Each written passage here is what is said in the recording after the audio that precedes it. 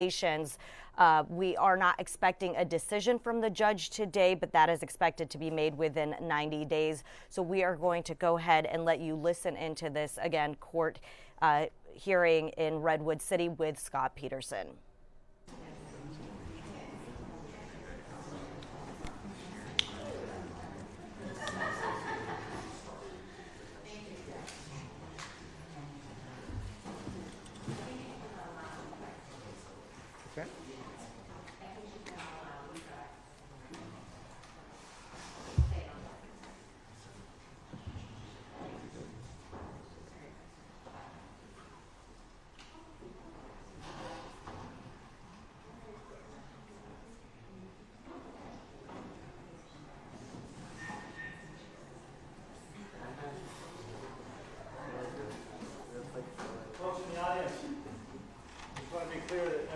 Behind the bar has to be wearing a mask, okay? The attorneys are exempt only because they need to communicate with the judge. All right? Sir, in the back, you need a mask? Sure.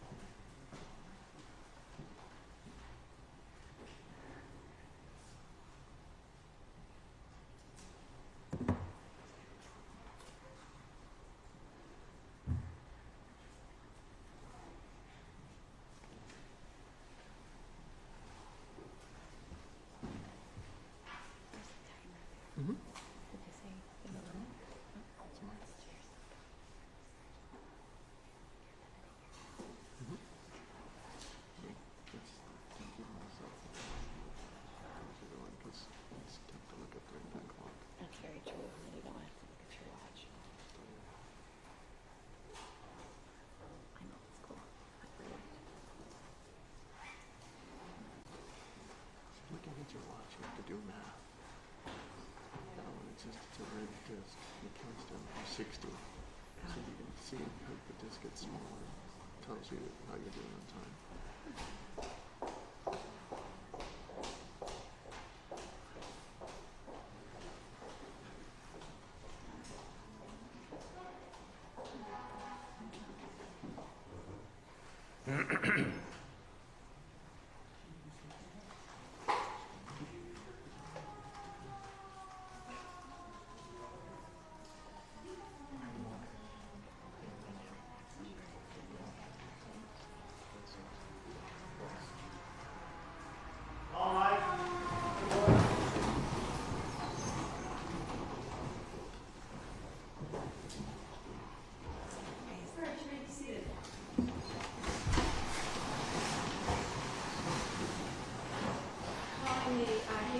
Petition in the matter of Scott Peterson versus the people of the state of California.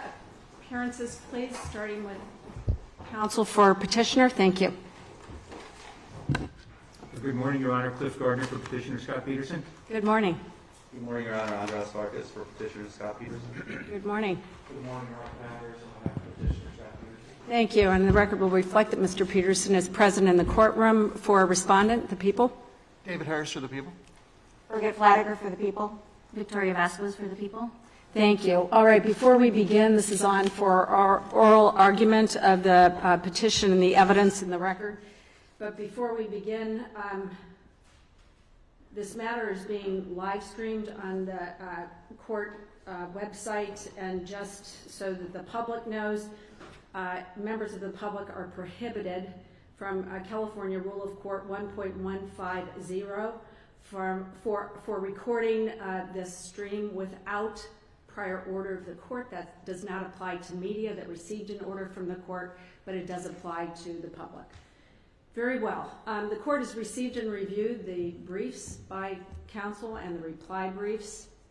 I may have some questions as we proceed today, but counsel, when you argue, you may take off your masks as well. For everyone else in the public, please keep your masks on. There is a mask requirement in San Mateo County, so while you are seated in the courtroom, please keep your masks on, but for counsel, you may take your masks off when you are providing argument to the court.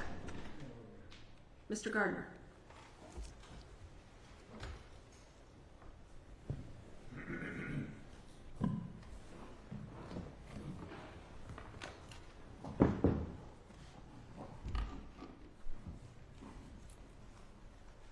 Good morning again, Your Honor. It's nice to see that we're all here and all healthy this time. Correct. It is, yes. Your Honor, as you may recall, before we had the evidentiary hearing, a few weeks before, there were some hearings on pretrial motions that the parties had brought. And one of those pretrial motions involved the appropriate burdens of proof that the court was to apply in this case. And the court issued a ruling in connection with those motions on February 15th. And what the court said was that there were two distinct burdens. One was an initial burden on petitioner, Mr. Peterson, to prove the existence of jury misconduct. And what the court said, and that had to be proven by a preponderance of the evidence, is that petitioner's burden was to prove a juror had concealed relevant facts or given false answers during voir dire. That was the initial burden placed on petitioner. In the situation where petitioner satisfied that burden, the court went on to note that the burden would shift. There would be a presumption of prejudice, and the burden would shift to the state to establish that that misconduct was harmless. That seemed like a good framework to me then, and it still seems like a good framework to me, Your Honor. And so I thought I'd tailor my relatively brief remarks this morning to those two burdens, whether we've established our initial burden of proving misconduct and whether the state has carried its burden, assuming we have proved misconduct, of establishing that the misconduct was harmless. So let me start with the first question, and that is, did we carry our burden by a preponderance of the evidence of proving the existence of jury misconduct? And I have to say that before we get to the merits of that question, Your Honor, there is sort of a nuanced legal disagreement between the parties. The petitioner's position is very much allied with what the court said in its February 15th ruling, which is that to carry our burden, we have to prove that a juror has concealed relevant facts or given false answers during voir dire. The state takes a slightly different position. The state's position is that that predicate finding of misconduct is not established simply by the proof of false answers or concealment, but that petitioner, in order to establish his burden, has to also prove that those false answers were intentional.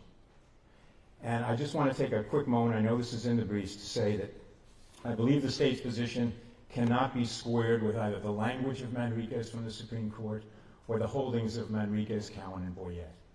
And I'll just take a moment. Manriquez was a relatively recent 2018 decision of the Supreme Court, where the Supreme Court talked about how a, quote, a juror who conceals relevant facts or gives false answers during the voir dire examination undermines jury selection and commits misconduct.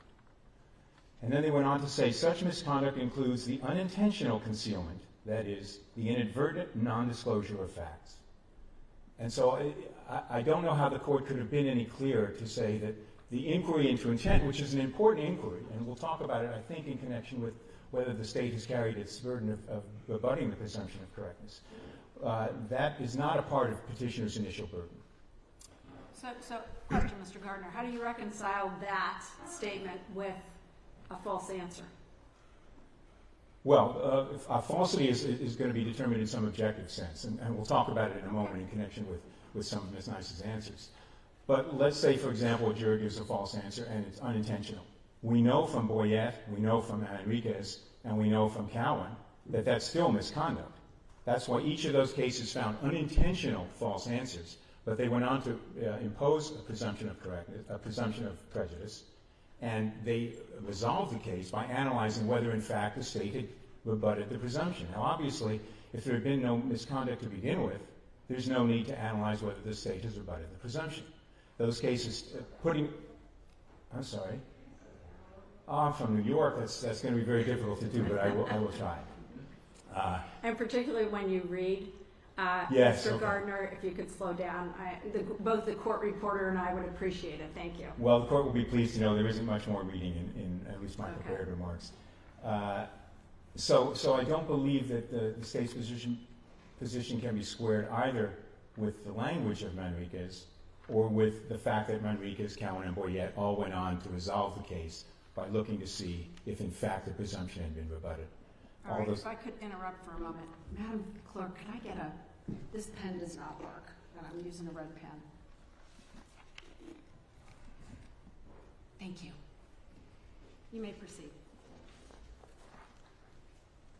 So that brings us to the merits of whether, in fact, petitioner is established by a preponderance of the evidence that misconduct occurred, that false answers were given or facts were concealed. And I want to focus the court's attention today. Obviously, we briefed all the aspects we believe constitute misconduct, and the court's read that briefing. I want to focus today on two questions in the questionnaire. Questions 54 and question 74. I'm sure those come as no surprise to the court that I'm focusing on those. Question 54 was the question that asked, have you ever been involved in a lawsuit? And Ms. Nice answered in the questionnaire, no, I haven't. And in fact, we now know that that was false, that she was involved in two lawsuits, a restraining order lawsuit in 2000 and a civil damages lawsuit sometime thereafter. How do we know? We know because Ms. Nice has told us. Exhibit 1 of the exhibits that were introduced, Your Honor, is the paperwork for the restraining order litigation in November of 2000 and December of 2000. It's handwritten, and in her testimony at the evidentiary hearing, Ms. Nice conceded that, in fact, she was the one who filled out that paperwork and filed that action. I believe there's also a declaration from Ms. Nice in evidence. I think it's Exhibit 10, and in paragraph 19 of that declaration, Ms. Nice admits that, in fact, she was the one who brought that action. So I don't think there's any real dispute as to whether, in fact, she was involved in a lawsuit. She was. Well, but let's go back for a moment. Sure. Lawsuit is a term of art. You agree? Well, it can be a technical term. I do agree. Technical term. And not everyone has the same definition of a lawsuit. Your definition of a lawsuit and my definition may be very different from someone who, a member of the public who has never been in a court of law. Agreed? Agreed. Okay. So, isn't it, you know, jury questionnaires are they have their place. I think we all agree. And it's used to determine whether or not, just based on the answers, someone could be a fair and impartial juror in a case. So there is a process by which the questionnaire is used to eliminate individuals who really, based on their answers, could not sit as a fair juror in a particular case. Agreed? Agreed. Okay. But the terms that are used are the terms that are crafted by the attorneys and sometimes the courts involved. I don't know in this case if a trial judge was, but those terms are, the words used are generally generated from the attorneys. Agreed? I'm sorry, they are? They are generated in the questionnaire by the attorneys. Yes, they are. Okay. And would it not be important then for the attorneys during the actual voir dire to clarify? If a lawsuit may have different meaning, and it is important to determine if someone was involved in a restraining order proceeding, one, you either ask the specific question in the questionnaire, agreed?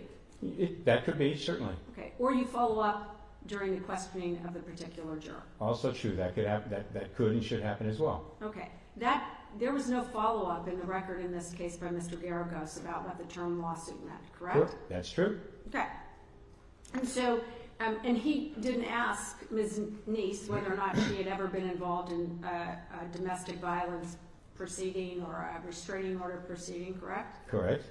Okay, so again, and I'm going to ask the people to respond to this. Is there any relevance to that for this court's determination on the habeas?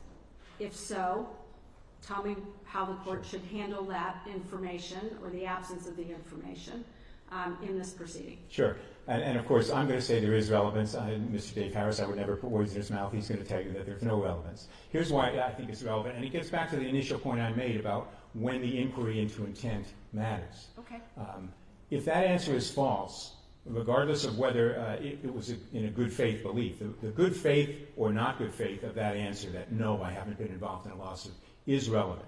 It's relevant in terms of assessing whether the state has rebutted the presumption of correctness. But it's not relevant in assessing whether jury misconduct has occurred initially, because it is, in an objective sense, false.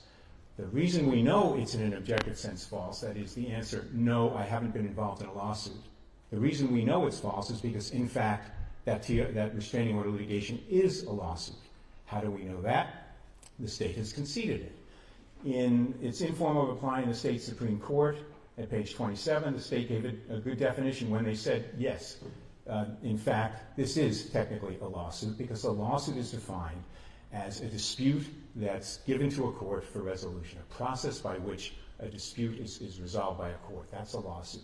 That's what this is. Now, Your Honor's question, and I understand the series of questions Your Honor asked me and where you're going with this, and it is relevant whether her answer was reasonable, that I didn't think it was a lawsuit because it didn't involve money. And we'll get to that when we talk about prejudice.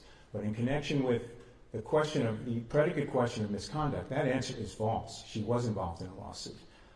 In fact, the state, I think at pages 33 and 53 of its opening brief, concedes that her answer was, quote, erroneous, end quote. There may be some daylight between an answer that is, quote, erroneous, end quote, and an answer that is false, but I'm not seeing it. I'm sure Mr. Dave Harris will explain the chasm of daylight that there is between those two. But the recognition that, in fact, this answer was erroneous, based on an erroneous understanding of the word lawsuit, I think comes very close to conceding that, in fact, juror misconduct has occurred because the answer was false. But even putting aside the restraining order litigation for a moment, Your Honor, there's the civil damages lawsuit. Again, how do we know that she was involved in a civil damages lawsuit? We know because Ms. Nice told us she was.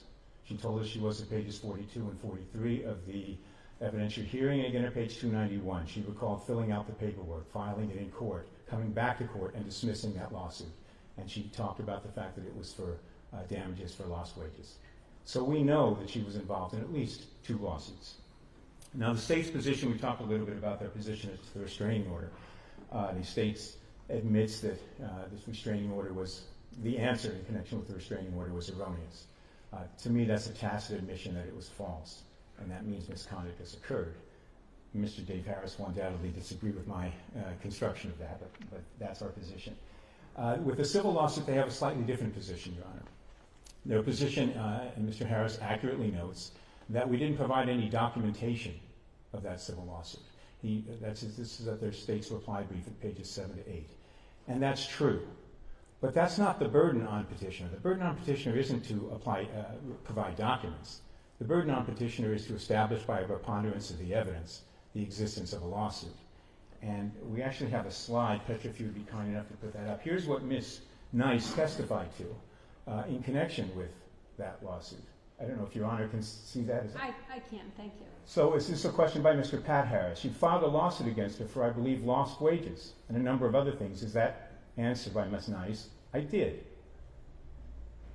Clearly I misled the court when I said there'd be no more reading.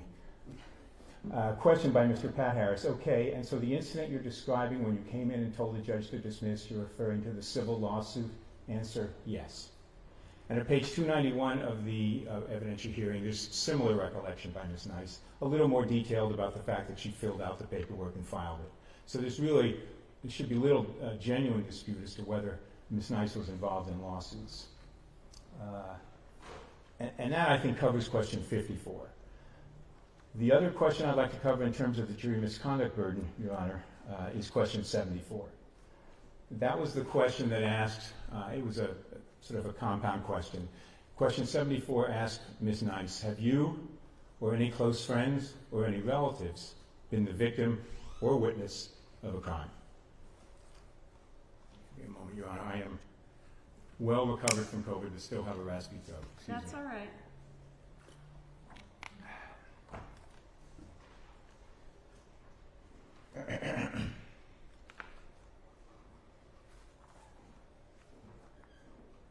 So, we're talking about question 74, which asks whether Ms. Nice had been the victim or witness to a crime, or her friends or her family. I'd like to focus on one aspect, one of those permutations. I think all of them are covered in the briefs, but I'd like to focus on one of those permutations here, and that's the question of whether Ms. Nice herself was the victim of a crime and didn't reveal it. And there are two different incidents, as I'm sure the court is aware of where I'm going.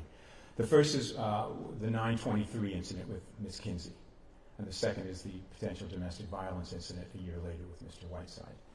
In terms of the 9/23 incident, which I'll start with, the court needs no detailed discussion of the facts. You heard all the testimony.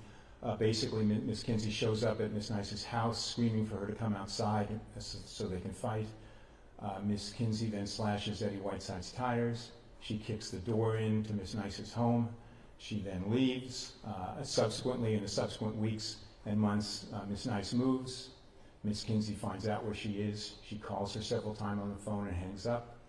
She says she wants to settle it on the streets, and then one day she follows her. She follows Ms. Nice in a van to her place of work. That's basically the facts involving the 9/23 incident. And so the question is, was Ms. Nice the victim of any crimes in connection with that incident? And I'll start with the door smashing incident. I believe she was a victim of a crime in connection with Ms. Kinsey kicking in the door, and I believe Ms. Nice told us so. I think we have a slide here as well, Petra, if you'd be kind enough to put that up. This is Mr. Pat Harris asking, she, Kinsey, kicked in the front door of your house. Is that correct? Answer, she did. Question, did you consider that to be a crime? Answer, yeah, sure. So it was a crime, and it was a crime against her, and she's admitted it. And yet, in the questionnaire, when asked, have you ever been the victim of a crime, she said no. What about the stalking? The component of the 9/23 is where she comes screaming to the house, she kicks in the door, she finds out where Ms. Nice has moved, she calls her, hangs up, we're going to settle it on the streets, follows her in a van. And Ms. Kinsey is Mr. Whiteside's former girlfriend. That's correct. And I believe Ms. Nice's testimony was that when Ms. Kinsey came to the house and kicked at the door, she went upstairs and told Mr. Whiteside, I'm not sure if she said your girlfriend's here, but she left it to him. She didn't remain downstairs. Correct, I think that's right. Okay. But the stalking has a sort of a broader component to it. It's not just what happened that night, but it's the tracking her down, calling her and hanging up, calling her and saying, we're going to settle this on the streets, and then following her in a van. And the question is she the victim of the stalking? And I think, again, Ms. Nice has told us that she was. And this is, I think, page 57 of the transcript. Do you consider her stalking you to be a crime? Answer, sure. So we can debate it, but Ms. Nice didn't debate it. She was the victim of stalking. And I think... Well, but if you look at the question, do you consider her stalking you to be a crime? Do, as in the present day, not did. The last question was did. This question is do. I don't know if that's a distinction without a difference to you, but in other words, today, looking back, and do you consider what she did back then to be stalking is different from did you consider it at the time? It is different. And so, for example, there could be a change in that time period. In 20 years, I suppose, society could have a different view of a particular course of conduct, where it wasn't considered criminal at one point, and now you realize, now I realize that what happened to me was criminal. That's sort of like what happened in Enriquez. But this is not that. Back in 2000, we all knew what stalking was. There was a stalking statute, and this behavior fits squarely within that stalking statute. Moreover, what we do know, Your Honor, is that Ms. Nice also testified at the evidentiary hearing that but for the continued conduct, not just the incident where she kicked in the door, but for the continued conduct, she would never have sought the restraining order. So clearly at the time, she thought there was a danger inherent in what Ms. Kinsey was doing, or she wouldn't have told us under oath that the only reason she sought that restraining order is because of what happened after the 9/23 incident. So I think you're right, the tense of the question may raise an ambiguity, but I think Ms. Nice's remaining testimony resolves that ambiguity. All right. Okay? So let's talk a little bit about the domestic violence incident. That's November of 2001. This isn't quite so easy on petition, I think, in terms of whether Ms. Nice is admitted or not. because, as Your Honor will recall, she quite plainly and explicitly denied it. So we have two versions of this event. We have the version that's informed by the contemporaneous documents that were admitted at the hearing. That's Exhibit 2, Exhibit 8, page 3, and Exhibit 23. And these documents tell this following story. They tell a story that on the evening of November 2nd, 2001, police were called and they arrived at Ms. Nice's residence. You want to slow down? I'm sorry, Madam Court That's all Reporter. right. This will slow me, Your Honor. Okay. So on November 2nd, 2001, police arrived at Ms. Nice's house late in the evening. Mr. Whiteside is arrested and charged with 5 crimes. He's charged with battery on a spouse, corporal injury to a spouse, false imprisonment, endangering the health of a child, cruelty to a child, and simple battery. Who called the police that night? Good question. I think in the evidence, Ms. Nice has said that Eddie Whiteside called police. Okay. Okay? So police show up, they arrest Mr. Whiteside, charge him with those 5 offenses. We know from the remaining exhibits that, in fact, he pleads guilty to battery, and the other charges are dismissed. And we know he's ordered to serve, I think, 10 days in county and 104 hours of domestic violence counseling. So we have that version told by the documents. Ms. Nice has come into court 21 years after the incident and said that, in fact, those documents are wrong. There was no domestic violence. Here's the version she gives. She says that on the evening they argued over, I think she said she believed it was over the fact that Eddie was cheating on her. They argued, they came into the house, she was carrying the baby, she gave the baby to her mom, she closed the bedroom door, and then she started hitting Eddie Whiteside, and he never hit her. That's her testimony. Right. Now, the question is, which one is a credible version? I don't believe the court has to resolve that for purposes of misconduct because of questions 54 and some of the things we've already discussed. There are false answers given. But let's proceed down this road. Which of those two versions is correct? The version told by the contemporaneous records or the version Ms. Nice gave 21 years later? And I think there's a number of reasons, 4 reasons in particular, to question Ms. Nice's 2022 testimony about what happened and to credit what, in fact, the documents show, the contemporaneous documents. The first is that Ms. Nice at the evidentiary hearing testified that although Mr. Whiteside was stone cold innocent, she never offered to come forward and tell anyone that. Not the DA, not police. She never told anyone that he was innocent until testifying in court. I believe her testimony was that the police officer who was at the scene asked her about a bloody lip. And that at the scene, she told the police officer, she didn't even know she had it, but it was because of braces. That's true. And that she did not know Mr. Whiteside had even suffered a conviction until recently. As part of this proceeding, she learned it, but she didn't know back then. My recollection of the record is a little bit different. My recollection is that she saw police take Mr. Whiteside away that night. Well, it's seen someone take, I agree with you, but that's different from he was convicted of domestic violence. That is different, but she also testified that she knew he was arrested. Right. Okay, so let's scale it back. She knew he's taken by police that night. She knows he's arrested. She doesn't come forward and say anything. More importantly, perhaps, is that Eddie Whiteside never asks her, according to Ms. Nice, to come forward. Now, regardless of what Ms. Nice may have known or not known, Mr. Whiteside knew he was charged.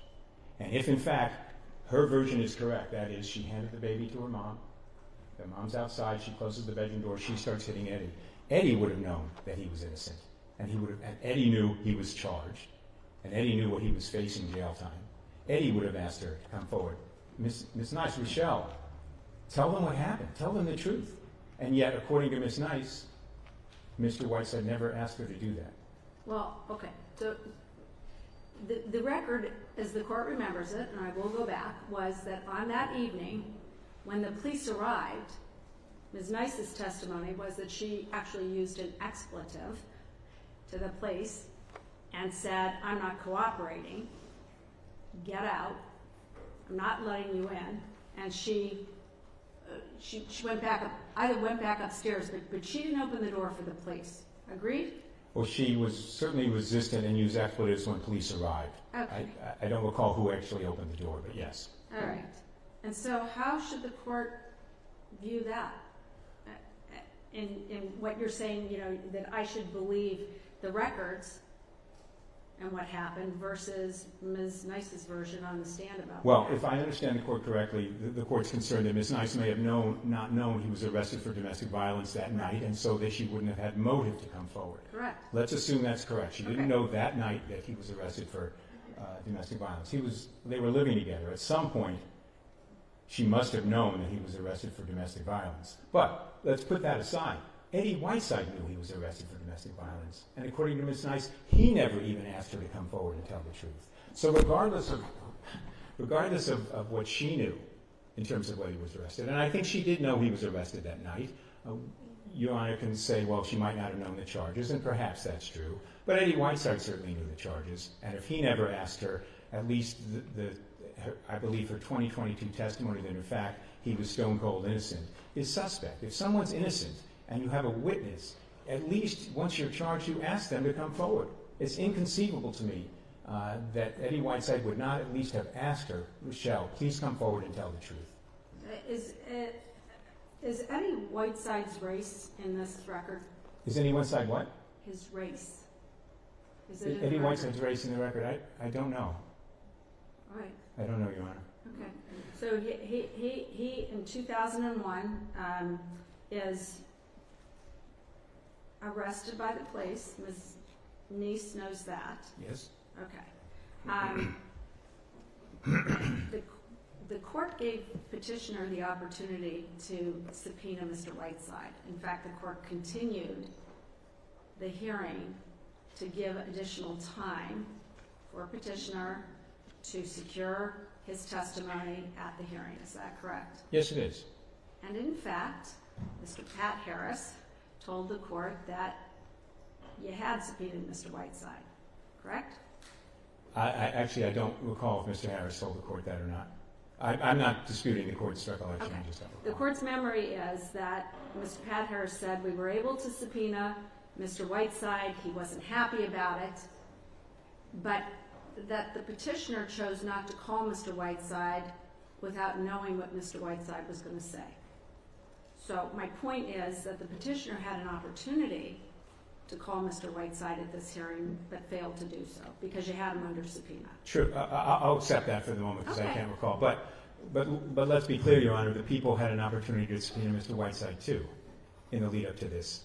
And since they do have a burden of rebutting the presumption of prejudice at some point, they had a motive to call Mr. Whiteside too and simply present his testimony. No, I never hit her. She's right when she testifies to that. So both parties had an opportunity to call Mr. Whiteside. The fact that petitioner elected not to call a witness who wouldn't speak with him is, as Your Honor knows from her own trial experience, not unusual. It may not be the standard, but it's certainly not unusual that you don't put a witness on the stand who hasn't spoken with you.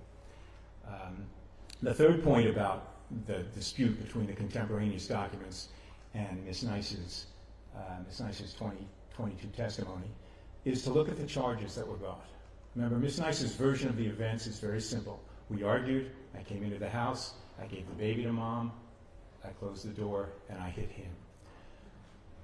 Mr. Whiteside is charged with endangering the health of a baby, cruelty to a baby. There's no scenario under which, or that I can think of, under which Ms. Nice's 2022 version of events accounts for that charge.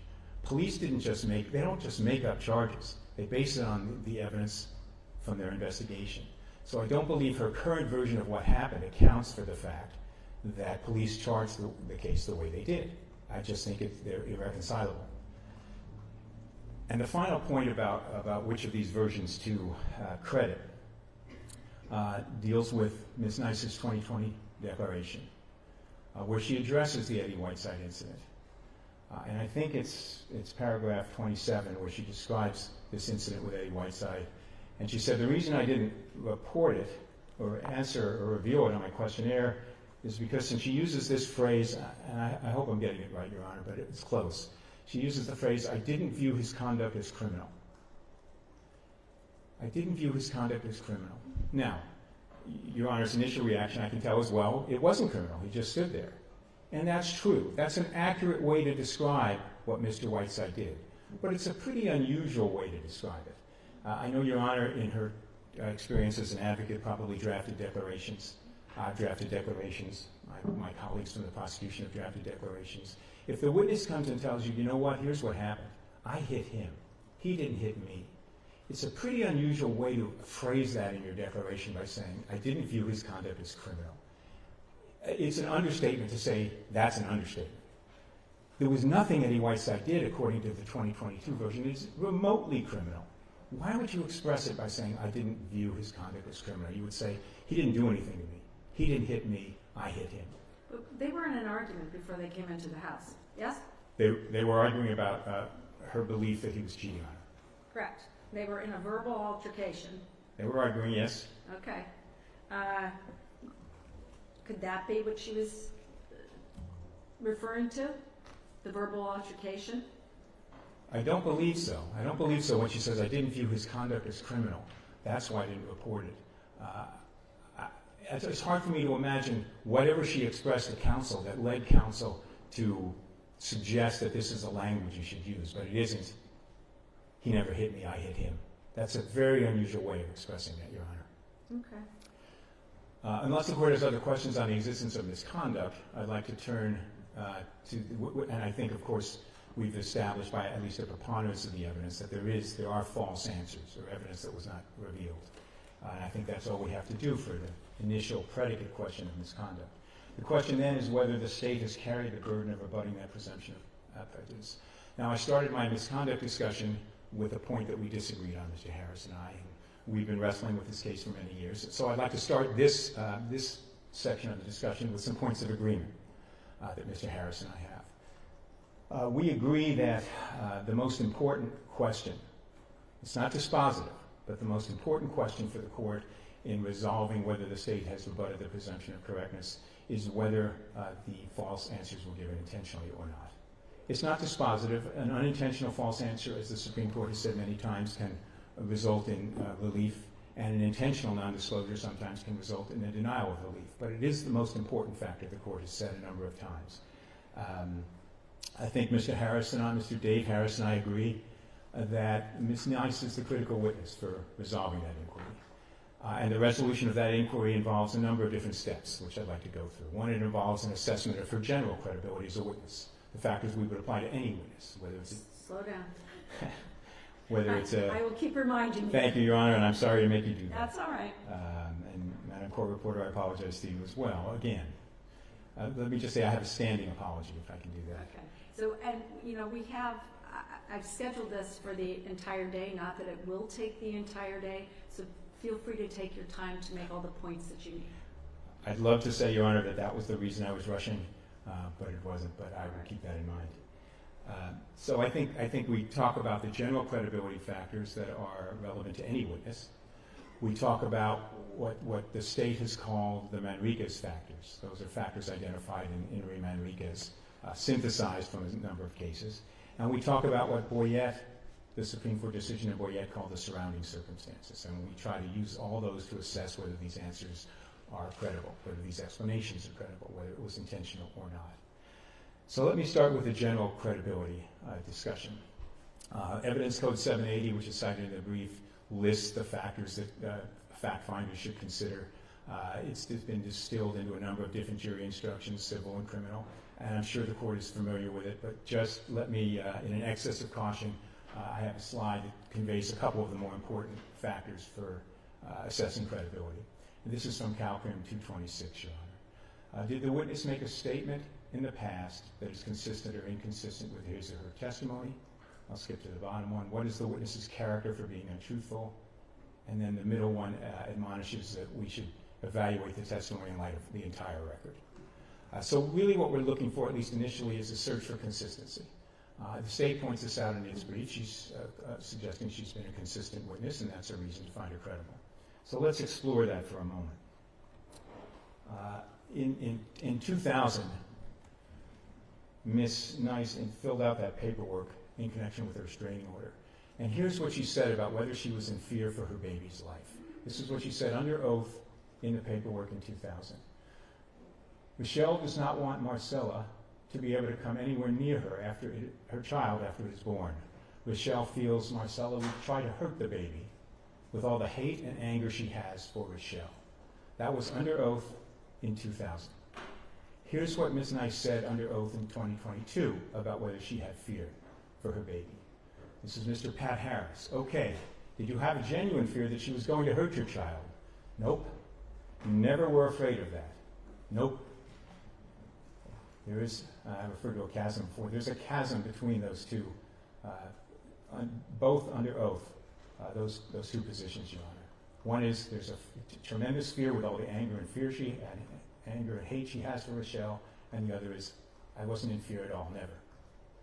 Okay, remind me, at the hearing, were the questions at the time after the child was born? Because Ms. Kinsey came, the incident arose when Ms. Nice was expecting the child. Yes. Okay, so the questions that you're citing to in the transcript, was that about after the child was born or when she was expecting the child? It's actually, these questions are asking her to explain why she gave a different response in 2000. So they're specifically directed at this portion of the narrative. Thank you. It's pages 51 to 56 is where this entire discussion occurs. Here's what Ms. Nice said in 2020 about why Ms. Kinsey showed up at her house. There's some dispute as to whether it was in the morning or the evening. Both are in the record, but why she showed up in the house. Here's what Ms. Nice said in her 2020 declaration. My boyfriend, Eddie Whiteside, was the ex-boyfriend of Marcella Kinsey. She was not happy with the current arrangement and came to my apartment to confront me about it. That's paragraph 20 of the evidence of her declaration, which is evidentiary hearing exhibit 10. Here's what she said at the evidentiary hearing about why Ms. Kinsey came to the house that night or that morning. Paragraph 20, Mr. Pat Harris is asking her about this discussion this piece we just talked about. Paragraph 20, please, is that a truthful and accurate statement? Answer, more or less, yes. Question, more or less? Which part of it is less? Answer, she, Kinsey, didn't come to confront me. Again, there's a chasm between these two. Kinsey came to confront her, or she didn't. They're both under oath. There's a stark inconsistency here, and in connection with what we look at, consistency, this is directly relevant to her credibility. Okay, but we're looking at a statement. How many years between the two statements? The statement was made in, is it 2001? No, actually, the statement in the 2020 declaration was made in 2020. That's why I called it the 2020 declaration. And the testimony was 2 years later at the evidentiary hearing. Okay. So there's a 2-year gap. Here's what Ms. Nice said in that 2020 declaration as to whether she was the victim of a crime. I did not interpret the circumstances leading to the petition for a restraining order as a crime. I still do not. This is again 2020. This is paragraph 20, exhibit 10 and paragraph 23. Here's what she said in her 2022 testimony. Question by Mr. Pat Harris. She kicked in the front door of your house. Is that correct? She did. Did you consider that to be a crime? Yeah, sure. Again, there's a stark inconsistency there. It's a crime or it's not. And remind me again, the 2020 declaration was prepared by Mr. Zaki. Yes. And Ms. Nice's testimony was that because of COVID, she... You'll have to find it in the record. She either reviewed it over Zoom or reviewed it over the phone one time. She didn't review it in person because of COVID. Because of COVID. She reviewed it electronically at some distance, whether it was by Zoom or over the phone with him. All right, thank you. And I'm sorry, I've already forgotten what I said. I think you said by phone. By Oh, Zoom by or phone, by okay, thank you. It's the true bathtub memory. And this last, what I'll call inconsistency, Your Honor, is a little more nuanced, but let me give a crack at explaining it. Because we now know that Ms. Nice testified twice about what happened to her on September of 2000, the basis for the restraining order. She's testified to it twice. She testified to it in December of 2000 in connection with the restraining order litigation, and she testified to it at 2022.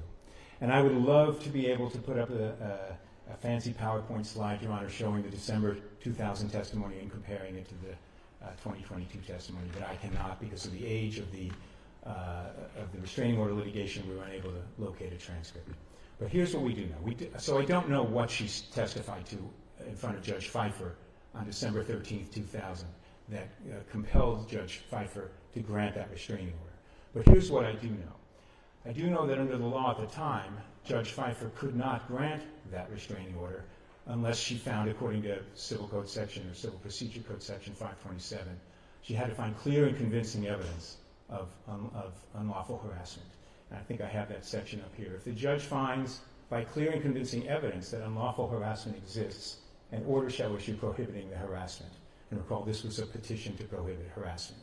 So that's the standard that Judge Pfeiffer had to find in order to issue a restraining order. Unlawful harassment, what does that mean? I'm relatively new to this area of law. I deal mostly with homicides, Your Honor, so I had to look it up, and what I found was that in that section, harassment is unlawful violence, a credible threat of violence, or a knowing and unlawful course of conduct directed at a specific person that seriously alarms, annoys, or harasses the person. So this is what Judge Pfeiffer had to find when Ms. Nice took an oath, testified in December of 2000. She had to find by clear and convincing evidence that there was unlawful harassment. We don't know what she said, but we know that this is what was required by Judge Pfeiffer to find. And we know that Judge Pfeiffer did find it. She issued a restraining order, a 3-year restraining order, in favor of not only Ms. Nice, but in connection with the baby as well. And the last point we know is that in her 2022 testimony, Ms. Nice was trying to explain why it is that she was saying she had no fear for her baby, or what kind of fear did she have. And here's what she said in 2022. Question by Mr. Harris, why are you telling us today that you were not in fear of your baby's life? Answer, I said I was in fear if we fought. She wasn't going to deliberately hurt my child. But if we fought and rolled around like some dummies on the ground, then yes, I would be fearful of that. I would lose my child doing something stupid like that. Now, I don't believe, and the court may disagree with me on this, but I don't believe that if Ms. Nice had told Judge Pfeiffer that, if she had told Judge Pfeiffer, I don't believe she would deliberately hurt my child, but I'm afraid that we'll get into a fight and we'll roll around on the ground like dummies, that Judge Pfeiffer would have found clear and convincing evidence of unlawful harassment by Ms. Kinsey. Well, we're going back on theoreticals, because the restraining order requested two things. One, a restraining order protecting Ms. Nice, and also her unborn child. So there were two parties, that petitioners, if you will, that were asking for protection. And so the court could have issued a restraining order protecting Ms. Nice, I guess not the unborn child. She could have issued a shorter restraining order. Sometimes is the case, just to let circumstances cool off. And where in the record is Ms. Kinsey's response? Do we have it? We don't. We don't have a transcript of that here, but I think Your Honor made a really important point there, is that Judge Pfeiffer could have issued a shorter restraining order. Remember, the claim, Ms. Nice's claim was that we would roll around on the ground, and because I'm pregnant, I'm carrying the baby would be injured. You don't need a 3-year restraining order if that's the testimony in front of you, that you're worried that because you roll around while pregnant, the baby will get injured. You don't need a 3-year restraining order that covers both Ms. Nice and the baby. She extended that restraining order to 2.5 years after the baby was born. And that tells me that the predicate for that, the factual predicate for that, wasn't, Your Honor, I'm afraid we'll roll around on the ground like dummies and she'll hurt the baby in utero. Because that restraining order is 2.5 years after the baby is no longer in utero. And was Ms. Kinsey, again, in the record, had she been charged criminally at that point? Do we know? I don't know the exact date. Because she was charged criminally for the actions against Mr. Whiteside. She was charged criminally, I believe, with vandalism, Your Honor, in connection with the 923 incident. But I'm not sure when. So okay. I can't answer that specific question. Okay. And so we don't know exactly what Judge Pfeiffer had in front of her at the time. In other words, was there other evidence of a restraining order, a criminal restraining order? We don't. Protecting a party. So and again, this is just, I mean, you've raised it, but I want to be clear in terms of what's in this record. We don't have what was in front of Judge Pfeiffer, either in terms of evidence or if Judge Pfeiffer ran a klutz check before the hearing, because the statute, and again, we'll need to go back, and I'm going to have the parties do this in post-trial briefing. The statutes for restraining orders, sometimes, and I'm not sure about the civil, but in family law cases, require that the court go through and do a klutz check. Is there another restraining order in the system involving the party? So we don't know if that was done in this case, if there was a restraining order that was part of what Judge Pfeiffer considered at the time, correct? We don't. Because there's an absence of information. Correct, because of the timing. But let me just say this, that if in fact there is another order between these parties, then Ms. Nice was involved in yet another lawsuit. So I'm not sure this... No, I'm talking about from the criminal proceeding involving Ms. Kinsey, because she was charged with vandalism for her conduct towards Mr. Whiteside, yes? She was charged with vandalism. I don't know if it was in connection with the tires or the door. Okay, thank you. And I misunderstood the court's question. Yes, if there's a restraining order in connection with a criminal case, then that would obviously not suggest that Ms. Nice was involved in another lawsuit. I thought you meant another civil one. So those are, in fact, I think, some important inconsistencies in Ms. Nice's versions of events, evolution of her versions of events from 2000 to 2020 to 2022, that suggests that she hasn't been as consistent as we would like in a witness that we're going to find credible.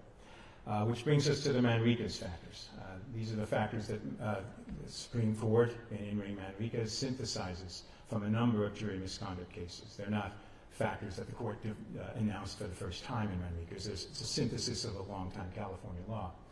And one of there's a number of factors, but one of them is, did the juror, in assessing whether the juror's testimony is credible and whether she gave false answers, he or she gave false answers intentionally or not, one of the things we look at is whether they cooperated with the search for truth in the post-trial context. Manriquez, of course, is a good example. So is, I think, San Nicolas. Manriquez was a case where the juror did not reveal that she had been abused as a child 40 or 50 years earlier. During jury selection, she didn't reveal it. But in a post-trial questionnaire filled out within days of trial, she revealed it. And then she spoke with both lawyers about it, both lawyers representing the defendant and the prosecution. She signed 2 declarations, and then she willingly testified. And the court, a number of times in the opinion, cooperated that a juror who is sincere when she says she genuinely forgot it and explained it, this is how that juror would react. This juror cooperated with both sides in the search for truth. Same thing with a juror, I think, in San Nicolas, who 2 months after trial, talking to defense counsel, brought up the fact that... Good morning to you. I'm Karina Nova, live in the ABC 7 newsroom. You have been watching the trial where Scott Peterson is petitioning for a new trial. You've been watching the court hearing right there, hearing from his lawyer and hearing closing arguments in this case. We are going to have much more for you in our later newscasts on ABC 7 News. You can tune in then. We do have a reporter in the courtroom right now gathering new details. And you can continue watching on our ABC 7 News Connected TV apps as well. But right now we are going to take it to our midday newscast starting at 11 a.m. But once again, you can continue watching this on our ABC 7 News Connected TV apps. This is as far from a cooperating witness, I think, as you can get. This is as far from, I can see from Your Honor's reaction, there's some tension here. Well, and I specifically want to ask you about the final instruction. And again, I'm going to ask the parties to find this in the record. 3590. It's a final instruction that any trial court judge gives in a criminal case. And I'm going to read you the second paragraph. Now that the case is over, you, meaning the juror, may choose whether or not to discuss the case in your deliberations with anyone. It doesn't say you must. It doesn't say you shall. It says you may. So how do you reconcile 3590, which is the final instruction of a trial judge, and I'm assuming was the final instruction in this case? How do you reconcile that with your argument now that, well, she didn't cooperate? I mean, she originally did in 2015, and then she decided she was going to get an attorney, and she did ask for immunity. She asserted her Fifth Amendment right. So I'm worried about staying in my lane. So we have an instruction, right? 3590. We have a time lapse between the cases that you cited to the court. It was relatively short after. In Manriquez, it was actually a post-trial questionnaire. The other case, it was within a couple of months. So we're talking about over a decade, one. Number two, we're talking about her invoking her Fifth Amendment right. And I don't know what case says that any court should consider that invocation in making a determination regarding the credibility, even Manriquez, but I'll have you answer that. Sure, thank you. Okay. Thank you for the opportunity. I think Manriquez does stand for that proposition when it broadly says we're looking at whether the witness cooperated. But let me get directly to your question about the jury instruction. And this in some ways echoes my colleague Mr. Dave Harris's position here, which is she had every right to hire a lawyer as she did and exercise the Fifth, and that's true. And that instruction that you've cited, yes, that's a standard instruction given in every case. And I think the point of the California Supreme Court's decision in Manriquez and the decision to look at cooperation is that that instruction was given in Manriquez too, Your Honor. It's a standard instruction. It was given in Cowan. It was given in Boyette. It was given in San Nicolas, where they looked at the cooperation. The state is quite right when they say she had every right not to speak with the defense. She had every right to exercise her Fifth Amendment privilege. That's true, but so did the juror in Manriquez, so did the juror in San Nicolas, and they didn't. And that's why it's relevant, Your Honor. And that's why Manriquez says we look at cooperation. It's not that she didn't have the right to do this. She had every right to do it. But when you take that step, there's an inference that can be drawn, and Manriquez says we're permitted to draw that inference. So that's why I think I understand the instruction Your Honor is focusing on, but I think, in fact, it points in our favor because that instruction was given in those other cases as well. It's a standard instruction. The second Manriquez factor, Your Honor, is what I'll call the notice factor. Was the juror who intentionally or unintentionally gave a false answer, was he or she on notice of the relevance of the information? And let me just briefly reference a couple of cases that were relevant on this point. Diaz, a case from the 80s, and Manriquez. Manriquez, the juror said what the juror didn't reveal was her abuse 40 years earlier as a child. And the reason it was important to Mr. Manriquez's case is that the penalty phase of his capital trial, he introduced abuse as a child. And what the court was careful to note was that there was nothing in the publicity in the case or the voir dire that would have alerted the juror CB and Manriquez, that in fact this was important. So that was a factor that suggested it wasn't intentional because she didn't know it was important when she didn't reveal it. Diaz stands in sharp contrast. Diaz was a case where what the juror didn't reveal is that several years earlier she had been, I think, raped at knife point or assaulted with intent to rape at knife point. And the court was clear to say, look, the voir dire made clear that this was a knife attack.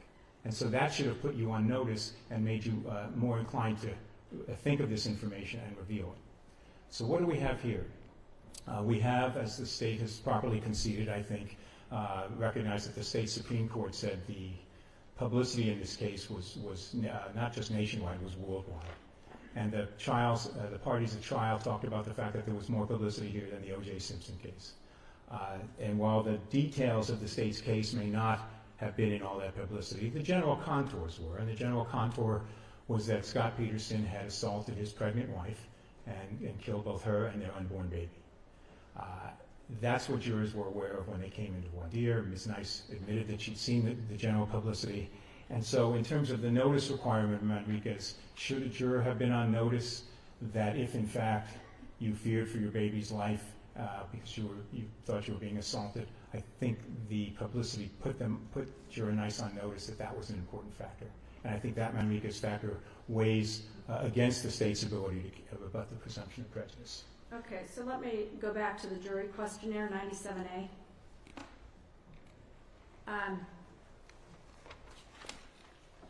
I'm sorry, Your Honor, I don't have 97A. That's all right. I'll read it to you. Oh, thanks. The jurors that sit on this case will be instructed that they must base their decision entirely on the evidence produced in court, comma, not from any outside or pre-existing opinion or attitudes. Can you do that despite what you have read, heard, or seen about this case? She checked no. She did. Any follow-up on that from Mr. Garagos? I don't recall. I assume the parties thought it was a mistake, but I don't know. It seems astonishing to me, Your Honor. It seems absolutely consistent with the idea that she had some kind of predetermined bias in the case, and she was talking about it there, but I don't believe there's any follow-up on it. Well, but isn't that pretty important to follow up? I mean, the whole reason for these questionnaires is for the attorneys to look at answers carefully and follow up and say, you know, I noticed you've given all these answers right now, but I noticed on 97A you checked no. Ms. Nice, or juror number 7 at the time. Yes. Was that a mistake? Can you explain? Isn't that what attorneys are supposed to do? I agree. I completely, Your Honor. Okay. All right. I was not there, Your Honor, but I agree completely with your assessment. Okay. Okay. So the third Manriquez factor is to look directly at the answers, the explanation for the false answers. And we have a number of different answers that at least I suggest we've carried our burden of proving false, and we have a number of different explanations. And so I'd like to briefly go through those. Question 54 was the lawsuit question. There were 2 different lawsuits. And with respect to the restraining order, there was an explanation given. So Ms. Nice was asked, why didn't you reveal the restraining order on the juror questionnaire when you were asked if you were involved in any lawsuits? And she gave an answer, and she said, as Your Honor suggested earlier, we're back to that, she gave an answer that said, well, I didn't know that I thought a lawsuit had to involve money damages, and this didn't involve money, so I didn't think it was a lawsuit. And the state suggests that the state points out that Ms. Nice is not a lawyer, and therefore that's not an unreasonable determination. And once again, I agree with my colleague, Mr. Dave Harris. That is not an unreasonable explanation.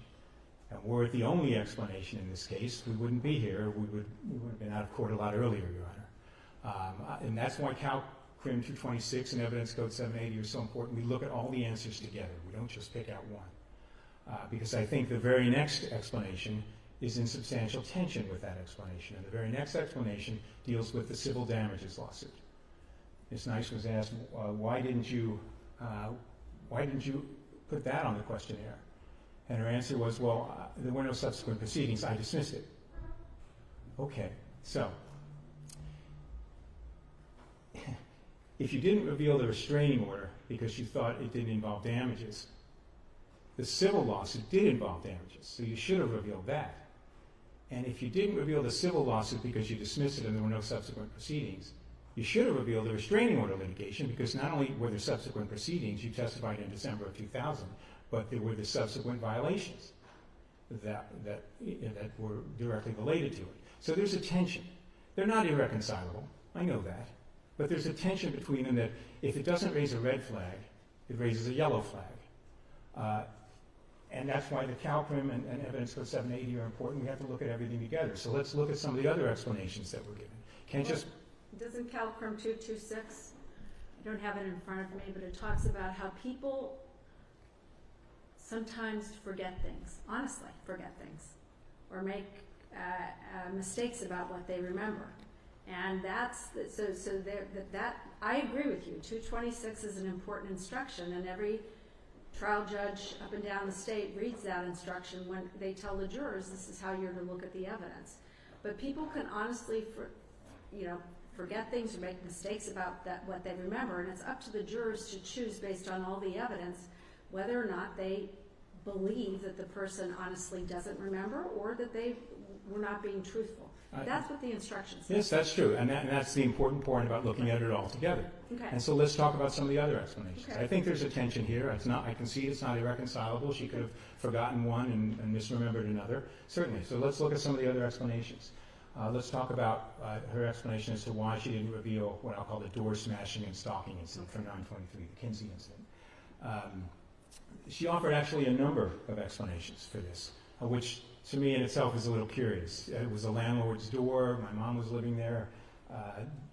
minor indignities. I have a slightly different definition of victimhood than many people, and I never testified at a criminal trial. The fact that there's a number of explanations offered and offered by the state to defend this, I think itself is concerning. But let's take them one at a time, Your Honor. I think at pages 16 to 17 of their reply brief, the state argues as follows. Petra, I think we have a slide.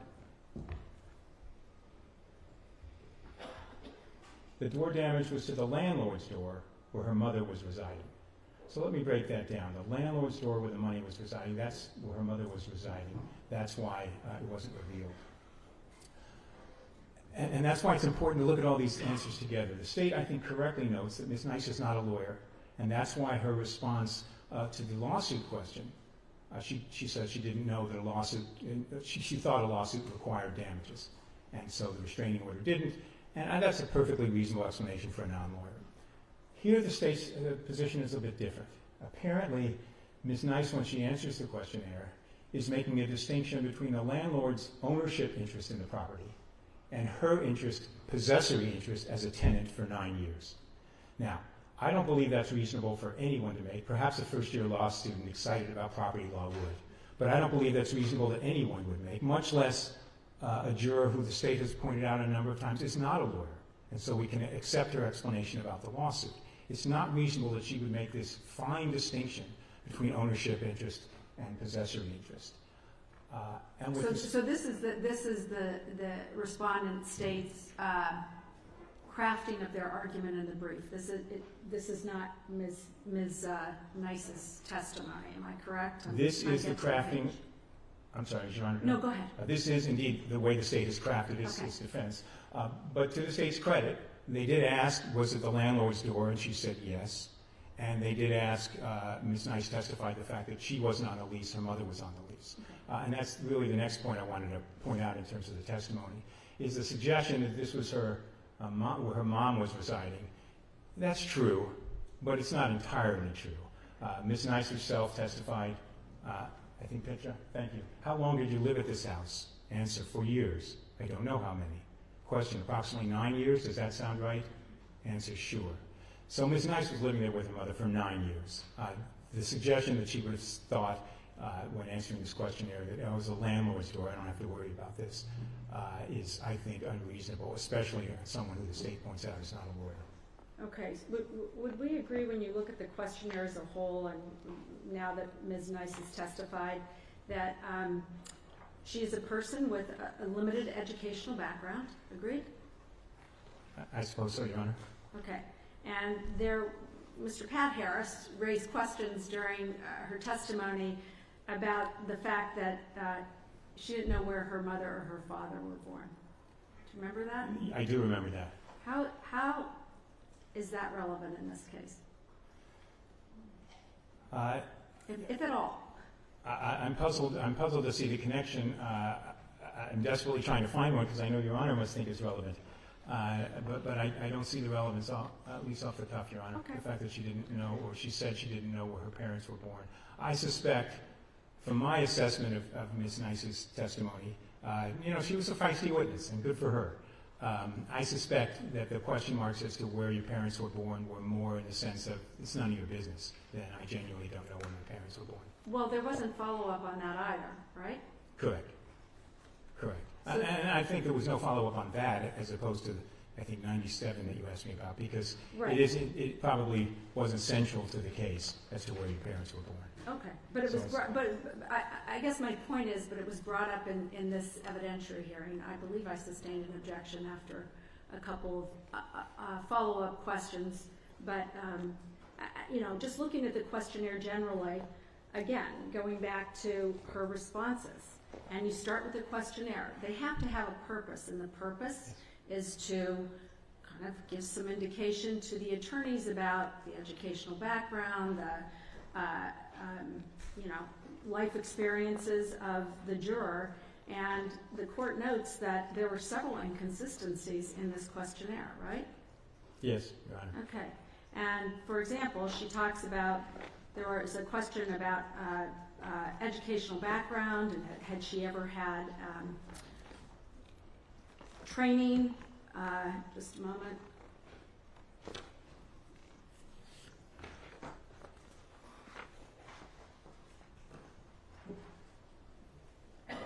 So questions 27 and 28. What's your highest level of education? Some college or tech school. Please list all degrees. She says medical assistant, CNA. The next question. Have you ever studied or received training in medicine, psychology, psychiatry, social work, sociology, or counseling? She says no. That's the very next question, or in the question before, she said she had training as a medical assistant in CNA. So I guess, looking at the questionnaire as a whole, there were inconsistencies known to Mr. Garagos and Mr. Pat Harris at the time they were conducting their questioning of Juror 7. Agreed? Yes. Okay.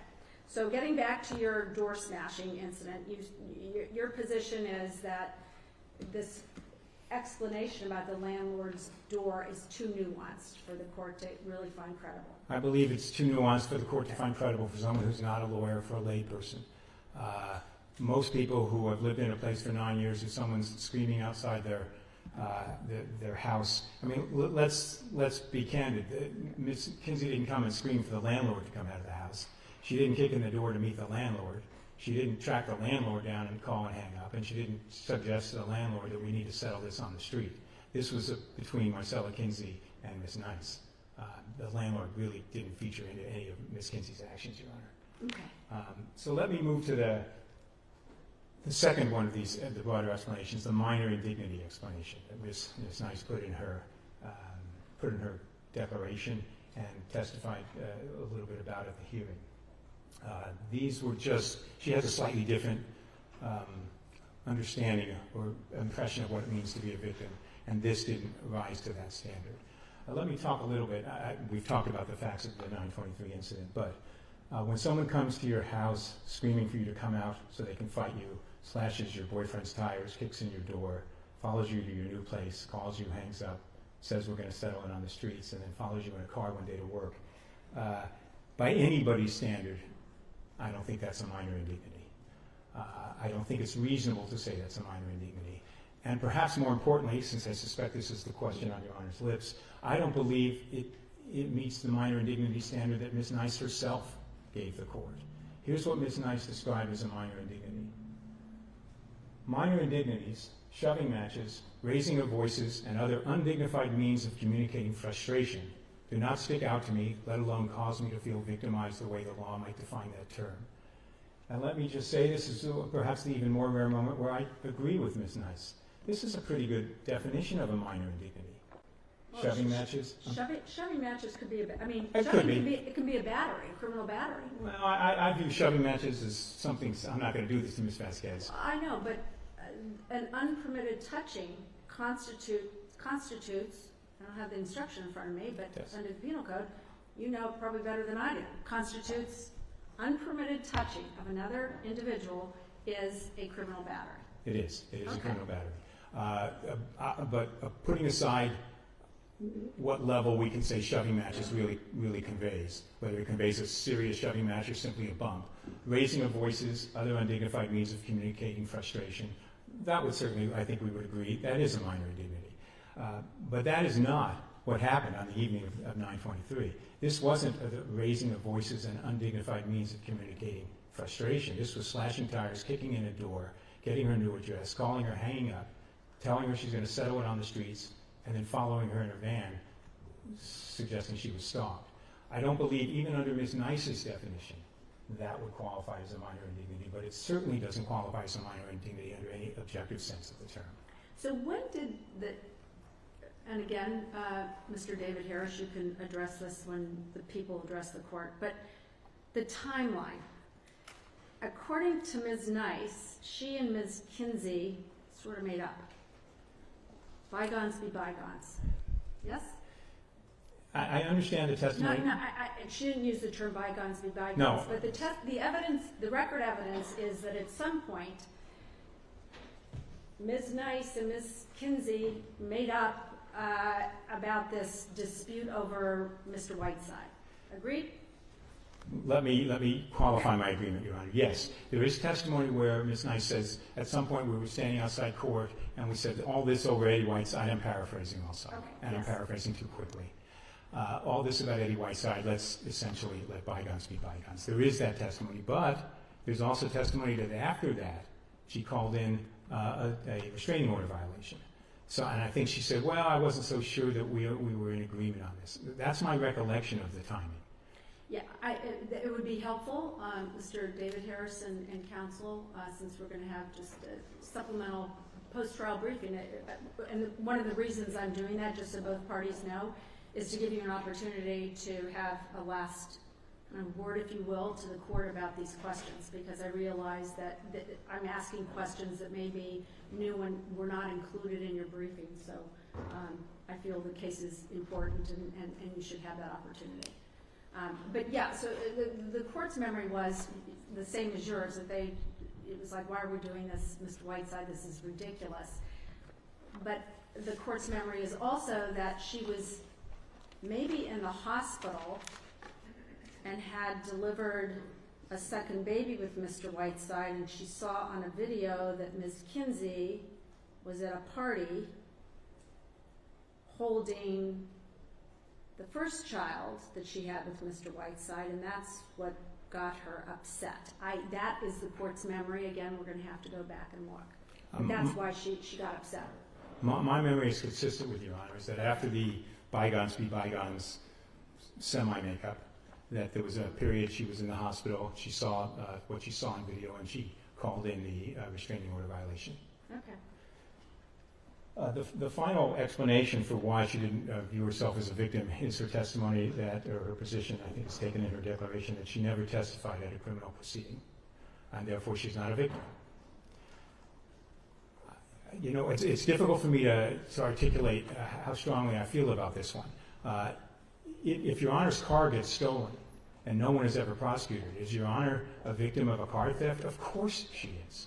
If I walk out of court today and I'm robbed of $500 in cash and no one is ever caught and prosecuted, am I the victim of robbery? Of course I'm the victim of robbery. The idea that you're not a victim if there's no criminal proceeding is, to me, fundamentally unreasonable and not something Your Honor can credit as a legitimate explanation. It's just so far beyond the bounds of rationality, I think. But the court's left the facts of this case. And the facts of this case are, you have an ex-girlfriend, you have the current significant other, I'm not sure the appropriate phrase to use, but Ms. Nice was living with Mr. Whiteside. His ex-girlfriend comes to the house. I mean, I think you appropriately said that Ms. Nice on the stand was feisty, and I think we all agree. She has, her life experience is very different from your experience and perhaps my experience. Agreed? Agreed, Your Honor. Okay.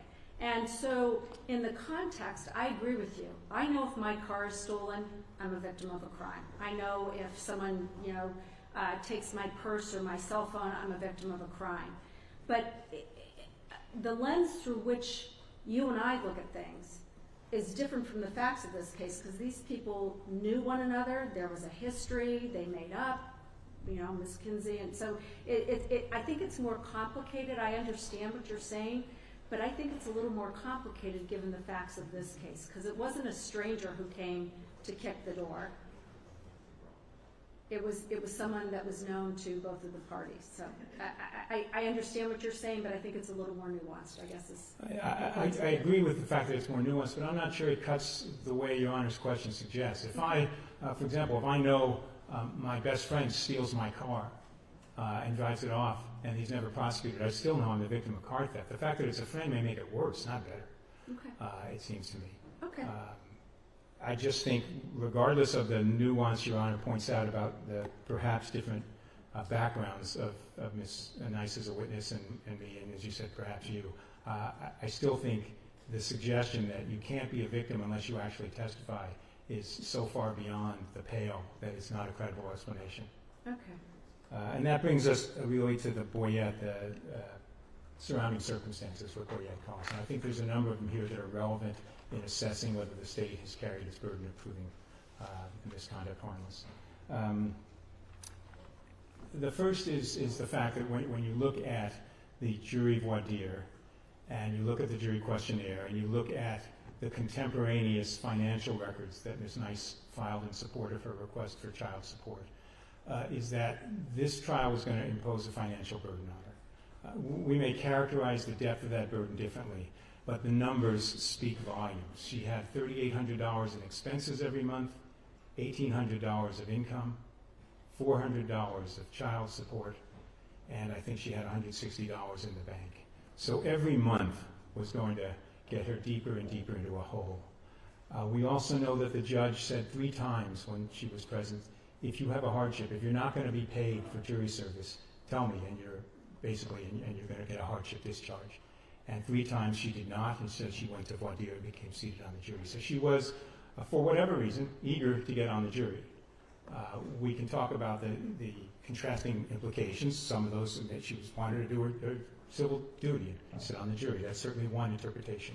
Another interpretation is that she was harboring some kind of bias based on her own personal experience and wanted to get on the jury. Those are 2 legitimate explanations.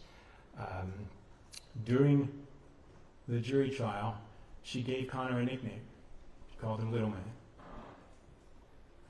She took the extraordinary step after conviction and after having put Mr. Peterson on death row of beginning correspondence with him, a series of letters.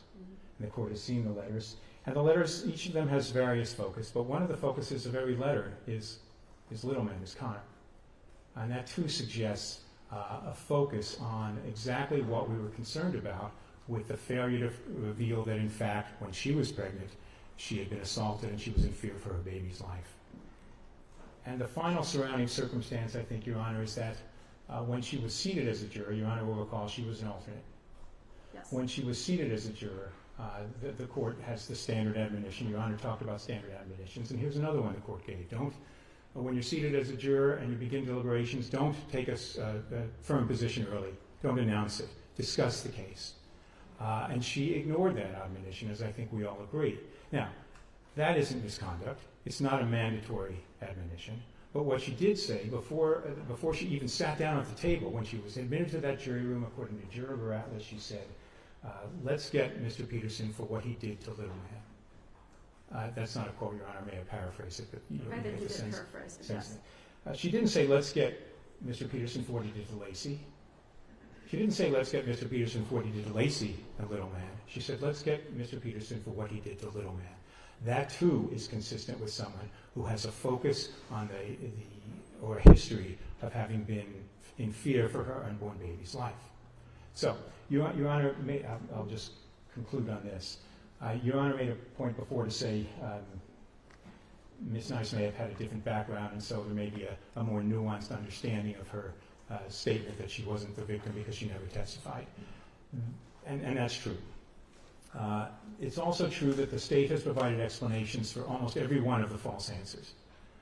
And I'm reminded, as I have often seen, and Your Honor may have seen this experience as well, I'm reminded about the prosecutor's argument. They often make the chicken soup argument, where they're talking about what defense lawyers have tried to do, and they say, look, the defense lawyer pulls out the carrots and says, this isn't chicken soup. Defense counsel pulls out the celery and says, this isn't chicken soup. And defense counsel pulls out the chicken and says, this isn't chicken soup. And the prosecutors remind the jury, you look at it together. You put all those things together and you have chicken soup. I think there may be rational... I've never heard that argument. Really? So thank you. Well, did I do it well, Your Honor? In my many years, I have not heard that argument. But thank you. Okay. Well, I've seen it many times. Okay. I've seen it many times, Your Honor. And it makes sense. The point is, don't pick out things, give an explanation with this and move on. Look at things together. And I think when you look at things together here, you have the inconsistency about whether she feared for her baby's life, the inconsistency about whether she was a victim, the inconsistency about why Ms. Kinsey came to the house, the non-cooperative witness. There's, again, explanations Your Honor talked about. There's explanations for every one of these things. You have the non-cooperative witness. You have the notice that she had by virtue of the publicity. You have some of the answers she gave. It was the landlord's door. It was my mother's house. I'm sorry, no, it's my apologies. You have some of the answers she gave to the questions. Why didn't you reveal the 923 incident? Well, it was the landlord's door, or it was Eddie Whiteside's tires. Any one of these explanations may be sufficient. But when you put it all together, Your Honor, I think it's chicken soup. I think we've not only carried our burden of proving misconduct, but I believe the state will be unable to carry its heavy burden of rebutting that presumption. Okay, so let's go back to Mr. Baratlas. I'm sorry, Mr. Baratlas? Baratlas, yes. Okay. His testimony was she came in, and everyone agrees the first thing she said was something about getting him for a little man. Mr. Baratlas went on to say, we have a process. We need to sit down. We have a process. And there is no record evidence that she didn't follow that process, that they continued to deliberate, and that she engaged in the deliberations. Would you agree? There's no evidence either way of what happened thereafter. I would agree on that. Well, Mr. Baratlas was on the stand and could have been asked. Indeed, it could have been asked by both parties, I suppose, within the confines of Evidence Code Section 1150. Okay. The court's memory is, Mr. Pat Harrison. I'm sorry, Your Honor, you can't be asked about jury deliberations. Oh, You can't be asked about that. No, but whether or not she engaged, continued to engage, and the court's memory is that you're correct, Mr. Pat Harris, but whether or not she engaged in the deliberations, not the deliberations, but did she engage or refuse to engage? That's not in the record, right? My recollection of Mr. Baratlas' testimony is similar to your own, Your Honor. Neither party, and within the confines of Section 1150, which I think is what Mr. Pat Harris was referring to, beyond that, I don't think either party asked Mr. Baratlas the question you just suggested. All right. And so one of the important things about the burden of proof, Your Honor, is that when there's a failure of proof, that falls against the party that has the burden. All right. Unless the court has other questions about the existence of misconduct or the presumption of prejudice, and pending any rebuttal Your Honor is kind enough to provide, I'm happy to submit the matter. All right. Thank you. I don't have any further questions. Thank you. But I am going to ask Madam Court Reporter, do you want to, we've been going since 10, can we go until noon and then take a break, or do you need a break? We can go. All right, thank you. All right, Mr. David Harris.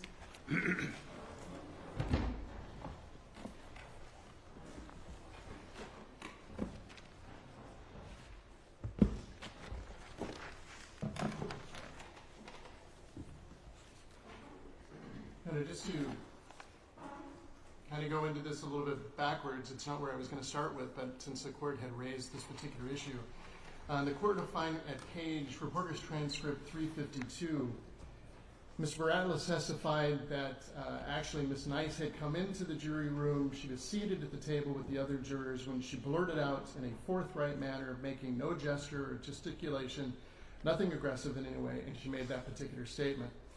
The record further establishes between pages 364 and 367, Mr. Baratlas said that after Ms. Nice had made that statement, she deliberated with the jury following the process that they had started. Further, Mr. Baratlas advised that there was a second juror that was replaced, another alternate was substituted, and they in fact did exactly as instructed by the judge, where they were to start all over again, and the question was asked, did the bailiffs come in to take the stuff down on the wall, and you had to start all over again with the process, and Mr. Baratlas said yes.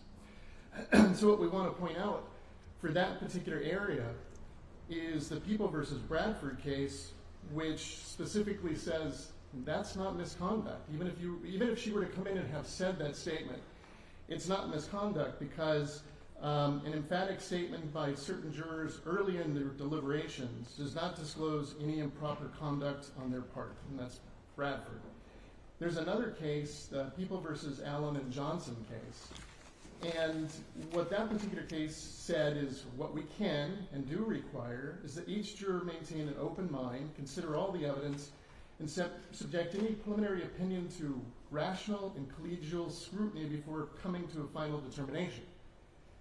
That's what Juror Baratlas testified happened in this particular case. And not only did he testify that they did that, the court will note from the record in this particular case that they reached a lesser as to Connor when it came to the second-degree murder. So that's just not only... So there is no speculation, as the petitioner is pointing out here. There's actual proof that she went back there, she did what she was instructed by the judge to do, and she reached a verdict. And in fact, Allen and Johnson go so far to state the Attorney General has cited no case, and we've found none, in which a juror was discharged for prejudgment based solely on comments made during deliberations. So the law doesn't even allow for the argument that really the petitioner is making in this particular case, is that she said, oh, something should happen to little man, or because of little man. That's not what the law allows. And really what's happening at that point in time is the argument that's being made by petitioner is that they're conceding we have to prove bias. So which takes us way back to the beginning of the argument where it was originally going to start with. In this particular case, counsel, Mr. Gardner, was correct that there is a standard. We had talked about the standards in all of our briefing. Get my notes back in place here, but I just want to set the scene before we get to that particular point. As the court pointed out about Ms. Nice, we're going back to 2004. Ms. Nice is a single mom of several children who gets a jury summons in the mail. And she testified she put it up on her refrigerator. How did she know that that particular piece of paper was going to change her life, in which it has in this particular case? She'd never been on a jury before, as the court was pointing out, or counsel was pointing out, and she thought it would be part of her civic duty. Again, that's in Exhibit 5, page 4627. She showed up in court, and the process that she was originally given was she's handed this 23-page questionnaire. This 23-page questionnaire consists of over 116 questions. Almost all of those questions have multiple parts, so this is a very long questionnaire. And she testified when she filled it out, this is again her testimony here, she did the best that she could. So what we have here is a circumstance is the testimony before this court as part of this evidentiary hearing is the person who filled out the questionnaire who made lots of mistakes. There's no doubt about that. The court's already pointed out several mistakes on there where she's inconsistent on her answers. But being wrong does not necessarily make it false or make her a liar. It just might be that she's really bad at filling out forms, and that's something we're going to talk about as we go through this. When she was brought back to court, one of the things that I really want to point out is the defense, the petitioner said all along from the beginning, Ms. Nice had this secretive motive to get on this particular case. And finances was the way that she was going to do this. She was going to, in a sense, lie to the court about her ability to sit on this jury. But the court remembers her testimony when she pointed over here to the jury box and said, I walked in, the judge asked me the question, are you going to get paid? She said, no, I get paid 2 weeks. He says, you're excused. She gets up and she starts to walk 2 to 3 chairs down the row, and she's stopped by Mr. Garrigus, who's trying to get the court to keep her in the mix. And the circumstances at that point in time is corroborated because it's in the transcript. The judge goes, if you're willing to be here, sit down. So she's not making this up. It's in the transcript that this is what happened. She's trying to leave. This is not, wait, I really want to be here because I'm going to secretly get this guy. If that's the case, she's the world's worst spy because she's already been excused. But instead, she's brought back and she started to ask questions about being fair. So the court did point out that Mr. Garrigus and the people had the opportunity to ask questions of her, and some of those questions were asked. For example, Exhibit 5, page 4622, which was her voir dire transcript from the jury trial. I'm sorry, 46 what? 4622. Okay. Exhibit 5, starting at line 1. Just let me get there just a moment. I'm not sure if you have a PowerPoint presentation, but if you don't, give me a moment to get there. All right, I'm at 4622. What line? Starting at line 1. All right. Towards the end of that line, she's asked, do you consider yourself to be a fair person? Making sure the court's still with me. I'm there. I guess the question that you're talking about starts on 4621, but I'm being too particular. But you're referring to the last sentence, which is, and do you consider yourself to be fair? Correct. Fair person. Okay. And so her answer is, yeah, I try to be. And again, this is Ms. Nice from back in 2004 to what the court saw here during the evidentiary hearing. Can you explain to me why you believe yourself to be a fair person? Answer. Because I know what it's like to be judged, and I know what it's like to be prejudged before somebody actually, how many times have you walked in a room and someone has automatically pinned you for a certain type of person, and that's completely opposite of how you are, so question, okay, answer, I try. That's Ms. Nice telling us way back then, this is the kind of person she is, and she's going to attempt to be fair in this particular case. I'm going to go through a list of things, because counsel's saying you have to look at the totality of the circumstances. Well, Ms. Nice testified during her voir dire in the hearing here. She hoped she could be a fair juror for the petitioner. That's part of Exhibit 5. She had no opinion based on pretrial publicity, was open to the possibility that he was falsely accused, had no fear of finding the defendant not guilty, responded to the questionnaire candidly, truthfully, and to the best of her ability. Confirmed that at no time during the jury selection process did any court case in which she was involved cross her mind, nor did she think about them when filling out her questionnaire. She did not intentionally omit any incident with Ms. Kinsey, since they didn't come to mind. The incident with Eddie Whiteside never crossed her mind. She did not form any conclusions regarding the evidence in the case until she was called into the jury deliberation room, and she recalled discussing the evidence with the remaining jurors before a unanimous verdict was reached. She had an abiding conviction that the charges were true on the evidence that was presented at trial, and her abiding conviction was solely based on the strength of the evidence presented at trial. She had no bias against Scott Peterson. When she was selected as a juror, she listened to all the evidence and decided the case based solely on the evidence in the courtroom and not some preconceived notion. That's the facts that have been presented to the court. Those are the undisputed claims or statements of Ms. Nice about her involvement in this particular process. So what do we have from the defense? What do we have from the petitioner in this particular case? They start with their claim 1, which is that she was out to get them and she didn't indicate that she was involved in a lawsuit. So the standards, we start with Manriquez, as counsel indicated. The habeas petitioner bears the initial burden of showing that a juror did not disclose requested material information. Material being an important part. More importantly, though, an intentional concealment is strong proof of prejudice, while showing that a non-disclosure was unintentional may rebut the presumption of prejudice. Whether any disclosure was intentional or not is not dispositive. And then the court goes on. The ultimate question is for whether there exists, the juror was a substantial likelihood that they were actually prejudiced or biased against the petitioner. So in this particular case, starting with that particular framework, even though counsel says if there is a false statement, the burden shifts. That's not exactly what Manriquez says. Manriquez actually is saying you may even rebut the presumption if it's unintentional. So it's a little ambiguous as to that particular point. Then let me go back to Exhibit 1. And in the caption page, and Ms. Nice said this was her handwriting, it doesn't use petitioner and respondent. The form says plaintiff, and she filled in Rochelle Neese, and defendant, Marcella Kinsey.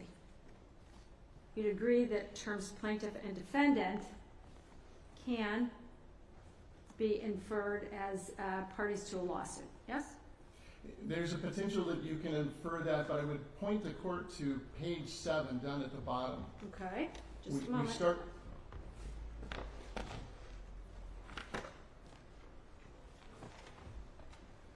So at the very bottom, there's something that appears to be typed in. You know, these are not Bates numbered. Page, let's see, just a moment. There's a handwritten number. I have 9. What I'm going to point out to the court at the bottom, and I believe it's in the lower right-hand corner of that particular exhibit, it's typed in, it says civil. Okay. So this is a petition for an injunction, looking at the caption of the paperwork. A petition for injunction prohibiting harassment. This doesn't say lawsuit, it doesn't say crime, it doesn't say anything that might lead an ordinary person to say, I think this is a lawsuit. We pointed out in our briefing, and I'm just going to highlight this again because as the court indicated, U.S. Supreme Court has indicated, we're bringing in lay people off of the street, and all of a sudden we're asking them to understand the legal terms that we use that we take for granted. How many times have we heard jurors sit in the box and say, my house was robbed? A house can't be robbed legally. So they're wrong. But they're telling you what they believe is the circumstances in that particular case. It was a burglary. It was not a robbery. So they're wrong about what the crime is, but that does not make them a liar. So the fact that Ms. Nice in this particular case does not think that a civil petition for an injunction prohibiting harassment is a lawsuit doesn't make her wrong. Maybe legally, if this court wants to say, I believe this is a lawsuit, then by law, by definition, she would be wrong, but is that unreasonable? Well, how do you respond to Mr. Gardner's position that then there is, I know the people's position is there's no document in front of the court that establishes that Ms. Nice filed a second lawsuit for damages, but her testimony is that she filed something, a lawsuit, I believe, was the term that she used for, she wanted money from Ms. Kinsey. So how do you reconcile that? So how we reconcile that is when she's asked about that, going to reporter transcript, page 42 through 43, starting at line 18. She was asked, was this about some civil suit for a loss for money? And her response was, I guess. It was with Marcella. She did say she went to court, but that's where she said she dismissed it. It was over with, and her and I came to the realization that we were both being stupid, and this was over a stupid guy, and there was no need to continue, and that's at reporter transcript 94 through 95. So, what we have here is an equivocal statement on her part that there may have been a second suit. That could have been because it's the burden is on the petitioner to prove that there was a lawsuit.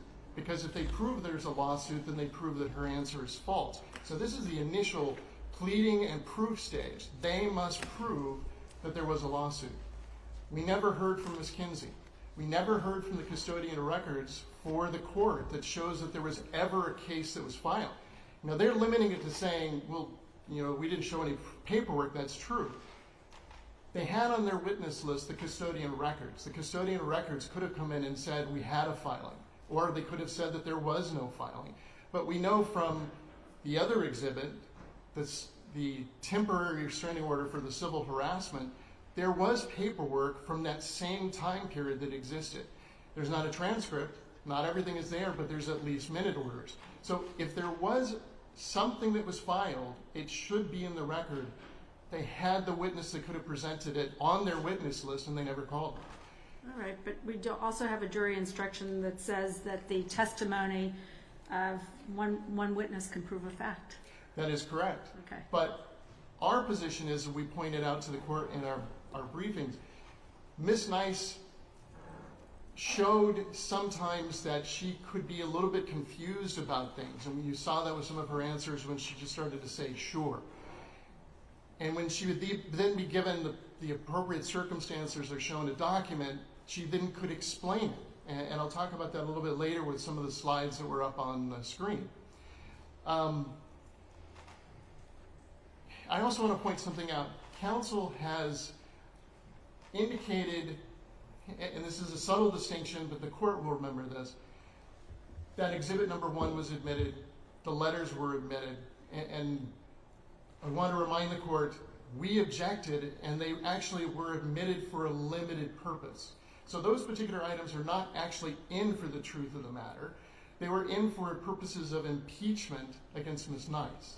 Well, and also, I believe, state of mind. So the letters were admitted, but not for the truth, but for state of mind of Ms. Nice, correct? Correct. So okay. Then again, not for the truth of the matter. So when they were referring to the letters about what they claim to be there, it has to be directly connected to Ms. Nice's state of mind, Otherwise, there's no connection, there's no admissibility for those particular items.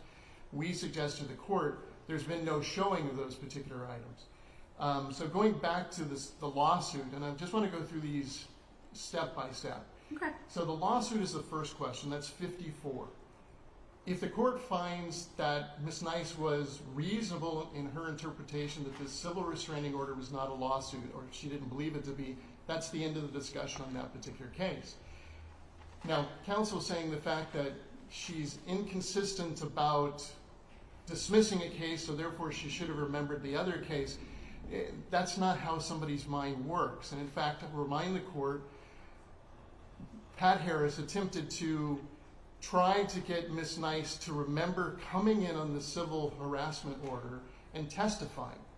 And she was asked about that even after being shown page 4 of Exhibit 1, and this is Reporter's Transcript 42, she did not remember that she came to court and testified on the restraining order. And we know that she testified because there's a minute order. So again, there's no testimony of that, but there is a minute order from that court file that shows that she was there.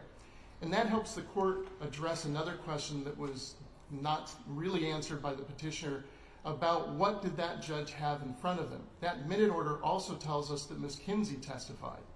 So that judge had the testimony of both the petitioner and the defendant in that particular case. And it's a total job of speculation to try and figure out what it was that was said, and that would be completely inappropriate. But they're asking you to say, we want you to think bad about Ms. Nice because, you know, that's Ms. Nice. Again, speculation doesn't work that way. And we pointed out also in our briefing, the evidence code section, that it's their burden producing the evidence, and if there's other evidence that they could produce, they could have produced Ms. Kinsey. That would have resolved this particular issue. And this is their initial burden of proving the lawsuit, so it was not our burden to produce Ms. Kinsey to say whether there was or wasn't a lawsuit. That was on them. So, evidence code section 412, as we cited, just read it real quick. If weaker and less satisfactory evidence is offered, when it is within the power of the party to produce stronger and more satisfactory evidence, the evidence offered should be viewed with distrust. The failure to call a logical witness is a failure of proof on the petitioner's part. And you'll see this repeated throughout these different things. We didn't hear from Mr. Whiteside. We didn't hear from one of the jurors that they talked about money. So their burden, their responsibility to produce the evidence. So just to put this out there, the first restraining order, the people do not submit that that was a lawsuit. In fact, the people would say to a civilian that that was probably not. She didn't think that that was a lawsuit and that was entirely reasonable. As to the lawsuit for money, yes, Ms. Nice was very equivocal about that, but she didn't recall the event of coming to court and testifying, showing that she's just not clear about that time period. But she recalled coming to court. Well, she recalled coming to court filing the paper. She didn't recall the court coming back when she testified at the hearing as depicted in the minute order that was being shown to her. So the fact that a significant event, or what should have been a significant event of her going to court and having this hearing, she doesn't remember, when she's asked about this all these years later, just again shows the point that the people have been making. With Ms. Nice, you got what you got. She's a very straightforward, sincere witness. She's telling you, very much telling you what's on her mind and what she thinks about things. That she called it the way she saw it. We may not like that. As the court said, we may not have the same lens that she has. I think that's kind of an understatement. But that's Ms. Nice, and that's her telling it from her point of view. So the fact that she didn't remember the circumstances of even the one that she admits she was involved with, when it comes to the lawsuit for money, the people's position is that really was part of the restraining order. She was shown paperwork from the restraining order and asked about these finances. She didn't recall, said it wasn't her handwriting, but she was asked about that. It's the people's position, they were part of the same thing.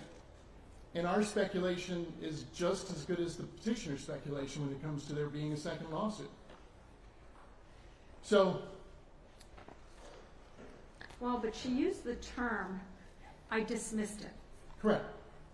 And it suggests, if you will, a reasonable interpretation. If you're dismissing something, that means you filed something, because you're going to court and you dismiss it. But so that's another reasonable interpretation. Agree?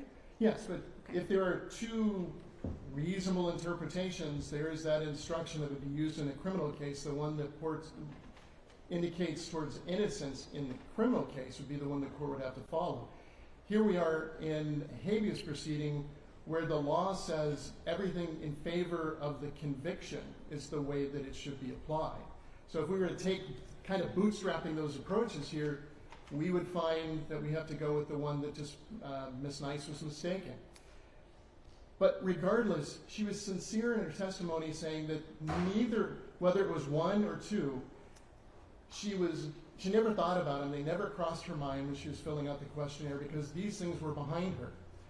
She had dropped the matter or dismissed it, according to her statement.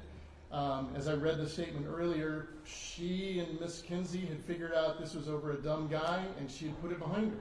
Well, but not so much behind her that she said she called about Miss Kinsey holding the baby in the video. So how should the court reconcile that? The circumstances in that particular case are, as she was describing it, she was shown a video where she saw Miss Kinsey holding her son. And she believed that she called a family friend who just happened to be a detective, I believe is what her testimony was. We asked Ms. Bracksher about that, which is another witness we'll get to in a few minutes, but with Ms. Bracksher couldn't tell us what the entry on the screen was, that basically there was nothing that occurred, nothing, I don't recall what the specific wording was, and she said, I don't know what that means. You'd have to pretty much ask the officer. That's up to the officers to put those things in there. So once again, that's something that the defense, knowing who those officers were, because they communicated with Ms. Bracksher, got the information who the officers were, could have called those particular people. They could have called Mr. Whiteside. They chose not to.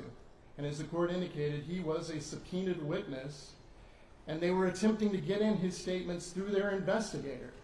So this was not somebody that was a surprise, somebody they didn't know about. This was just somebody they didn't want to take the risk of putting him on the stand, as counsel indicated. That, unfortunately, pursuant to 412, that doesn't work that way. You can't then, when you have that evidence available to you, you can't then turn around and say, well, it's not our problem. Well, it is their problem. The presumption is that what they offered should be viewed with distrust. All right, so we are up at the noon hour. We're going to resume at 1:30. Thank you. I'm not putting you on a clock, but about another hour. Hopefully. It All depends right. on the amount of questions from the court. All right, and then, Mr. Gardner, do you want to have 20 minutes to respond? You don't have to. 20 minutes would be great. I'm sure I can do it in less. All right, thank you. Thank you, Your Honor.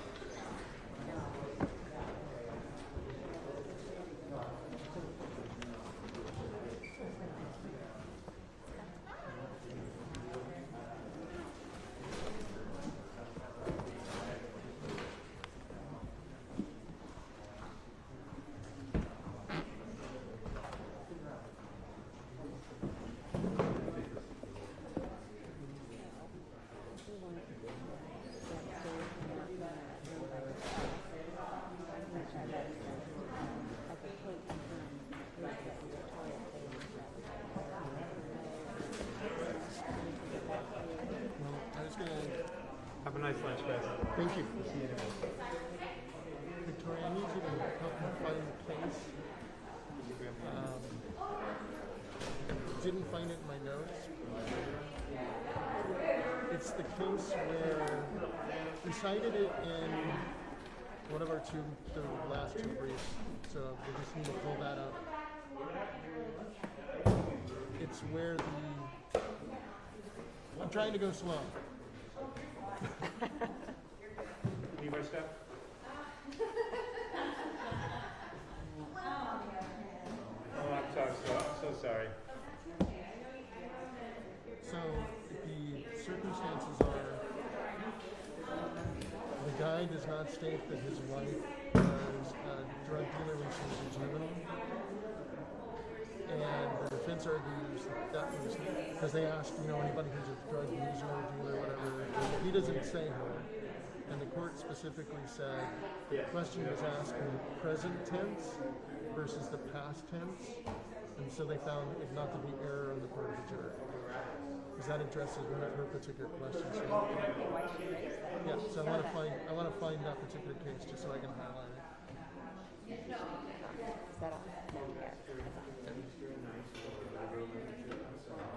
She's gonna take.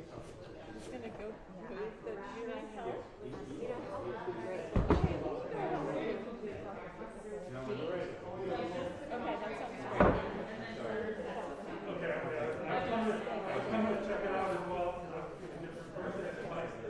Okay, that sounds great. Okay, that sounds good.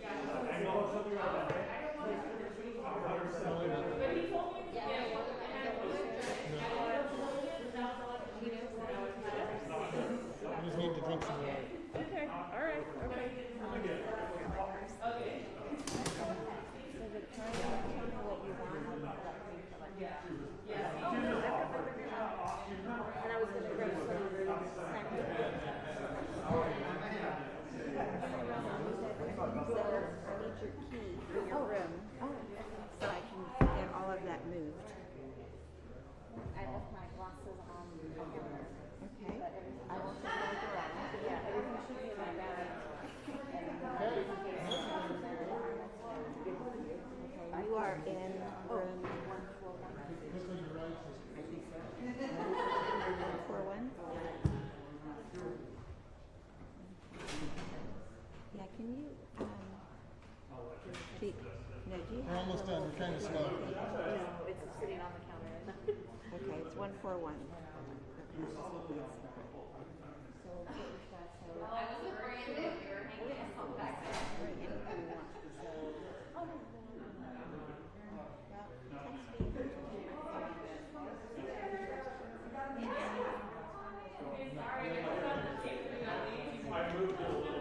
Oh, you adjusted?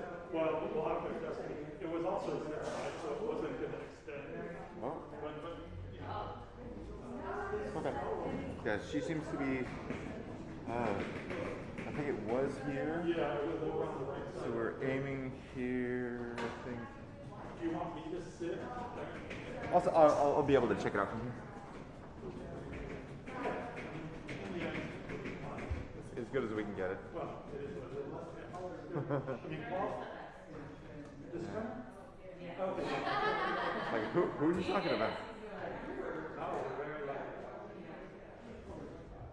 Let's see. She's here-ish? Alejandra, is she about here when she's talking? Okay.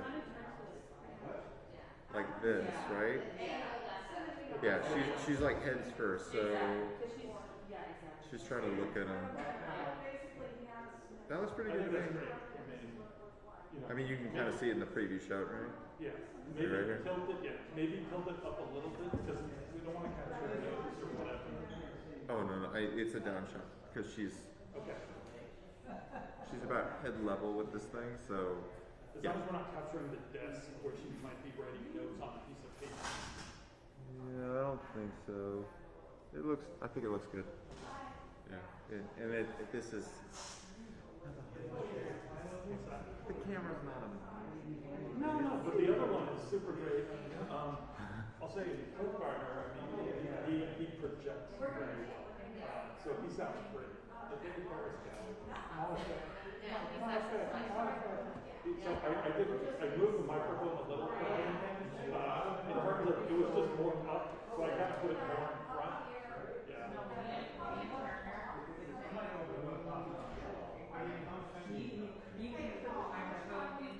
And he'll just back up.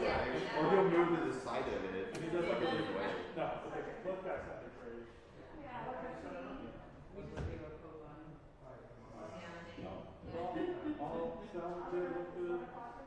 you bouncing in your seat back there, Sarah?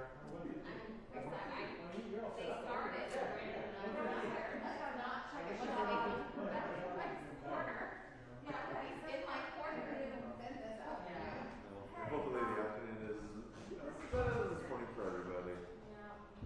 Even though it's not. It's just. No, it's great. Good enough for government. For real. No, I mean, good job on cutting to the video and stuff like that. Yeah, and like without any sort of A couple times. notice or just like. So they're just looking for, Alright, grab lunch. Still restarting at 1. Maybe I should post it on streaming. Restarting. Yeah, I mean, when we're. Okay. Great. Thanks, you guys. Cool. Thank you. Thank you. Because the stuff he knows is the stuff. Marcus, the new guy, I think knows a little bit too, but Joe knew a little bit and exactly. Yeah. If you want to see my work, go ask Judge Bolt about her swearing in. The major cluster that I kind of screwed up. Even so, like Judge Wen was, I heard Judge Bolt really sucked. I don't want mine to suck. Oh, Jesus. It's like, okay, Joe, you do that. Yeah. I have no idea what we were doing.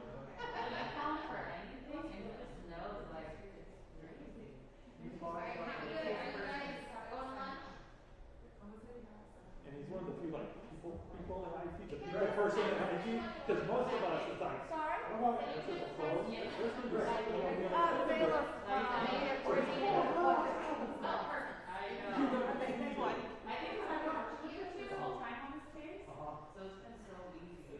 That's good. I mean, I'm glad you can see it a little bit. Not only do you worry about this stuff. Yeah, that's good. Yeah, we're very lucky to have gotten him.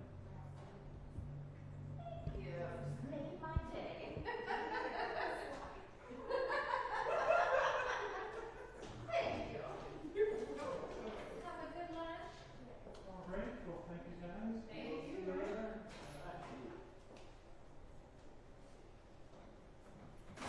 My compliment. She's like, you look so sharp. Your eyebrows, your makeup, everything's on point. Well, thank There you you. go. I'll take it. I'm a TV person. I know that stuff. I know exactly. See you later. Thanks, Rick. All right, we're free for a little bit. I know, right? Definitely sitting out here. Oh, please. I don't have camera time. Yeah. Okay, like, go make the program better. There we go. You know? What are you gonna go eat? Just drink. Okay. Me either. I'm like, I can grab you something. You busy? Like to have stuff, I'll go grab it for you. Bring it back. Where are you going? Wherever you want. I'm free. I'm like not starving, so nothing is like jumping out. I I know I should eat lunch today. We got sugar actually. I know. That's what I think it's make this case make me have like stomach. I know. You know what I was having dreams about it last night. Yeah. It was a weird dream last night when I was up at 4 o'clock. I go, oh, this is gonna be the day over with. I know. It's no, I'm just gonna grab something fast. You want me to grab it? Yeah, I'll take it to your office. Tell me right, yeah, wherever you go, just text No, me. just tell me. No, I can make a decision. You don't like making, I make too many decisions. Yeah, that's why you're there, not here. I know, I'm trying to think of something that's close by and easy. Do you like Chipotle? Five Guys. You pay your protein or not? No. You're like, no. If I'm gonna eat the burger, I'm gonna just eat the bar. Do you want Five Guys, Chipotle, sushi?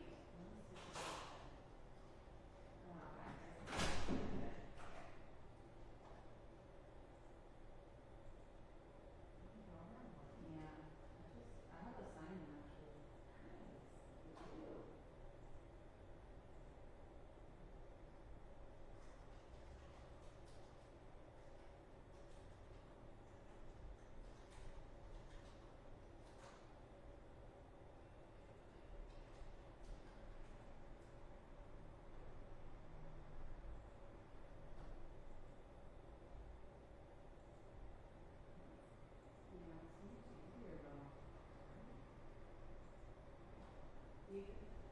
Put in there whatever you want. I'll take my back to go with that. Okay, no problem.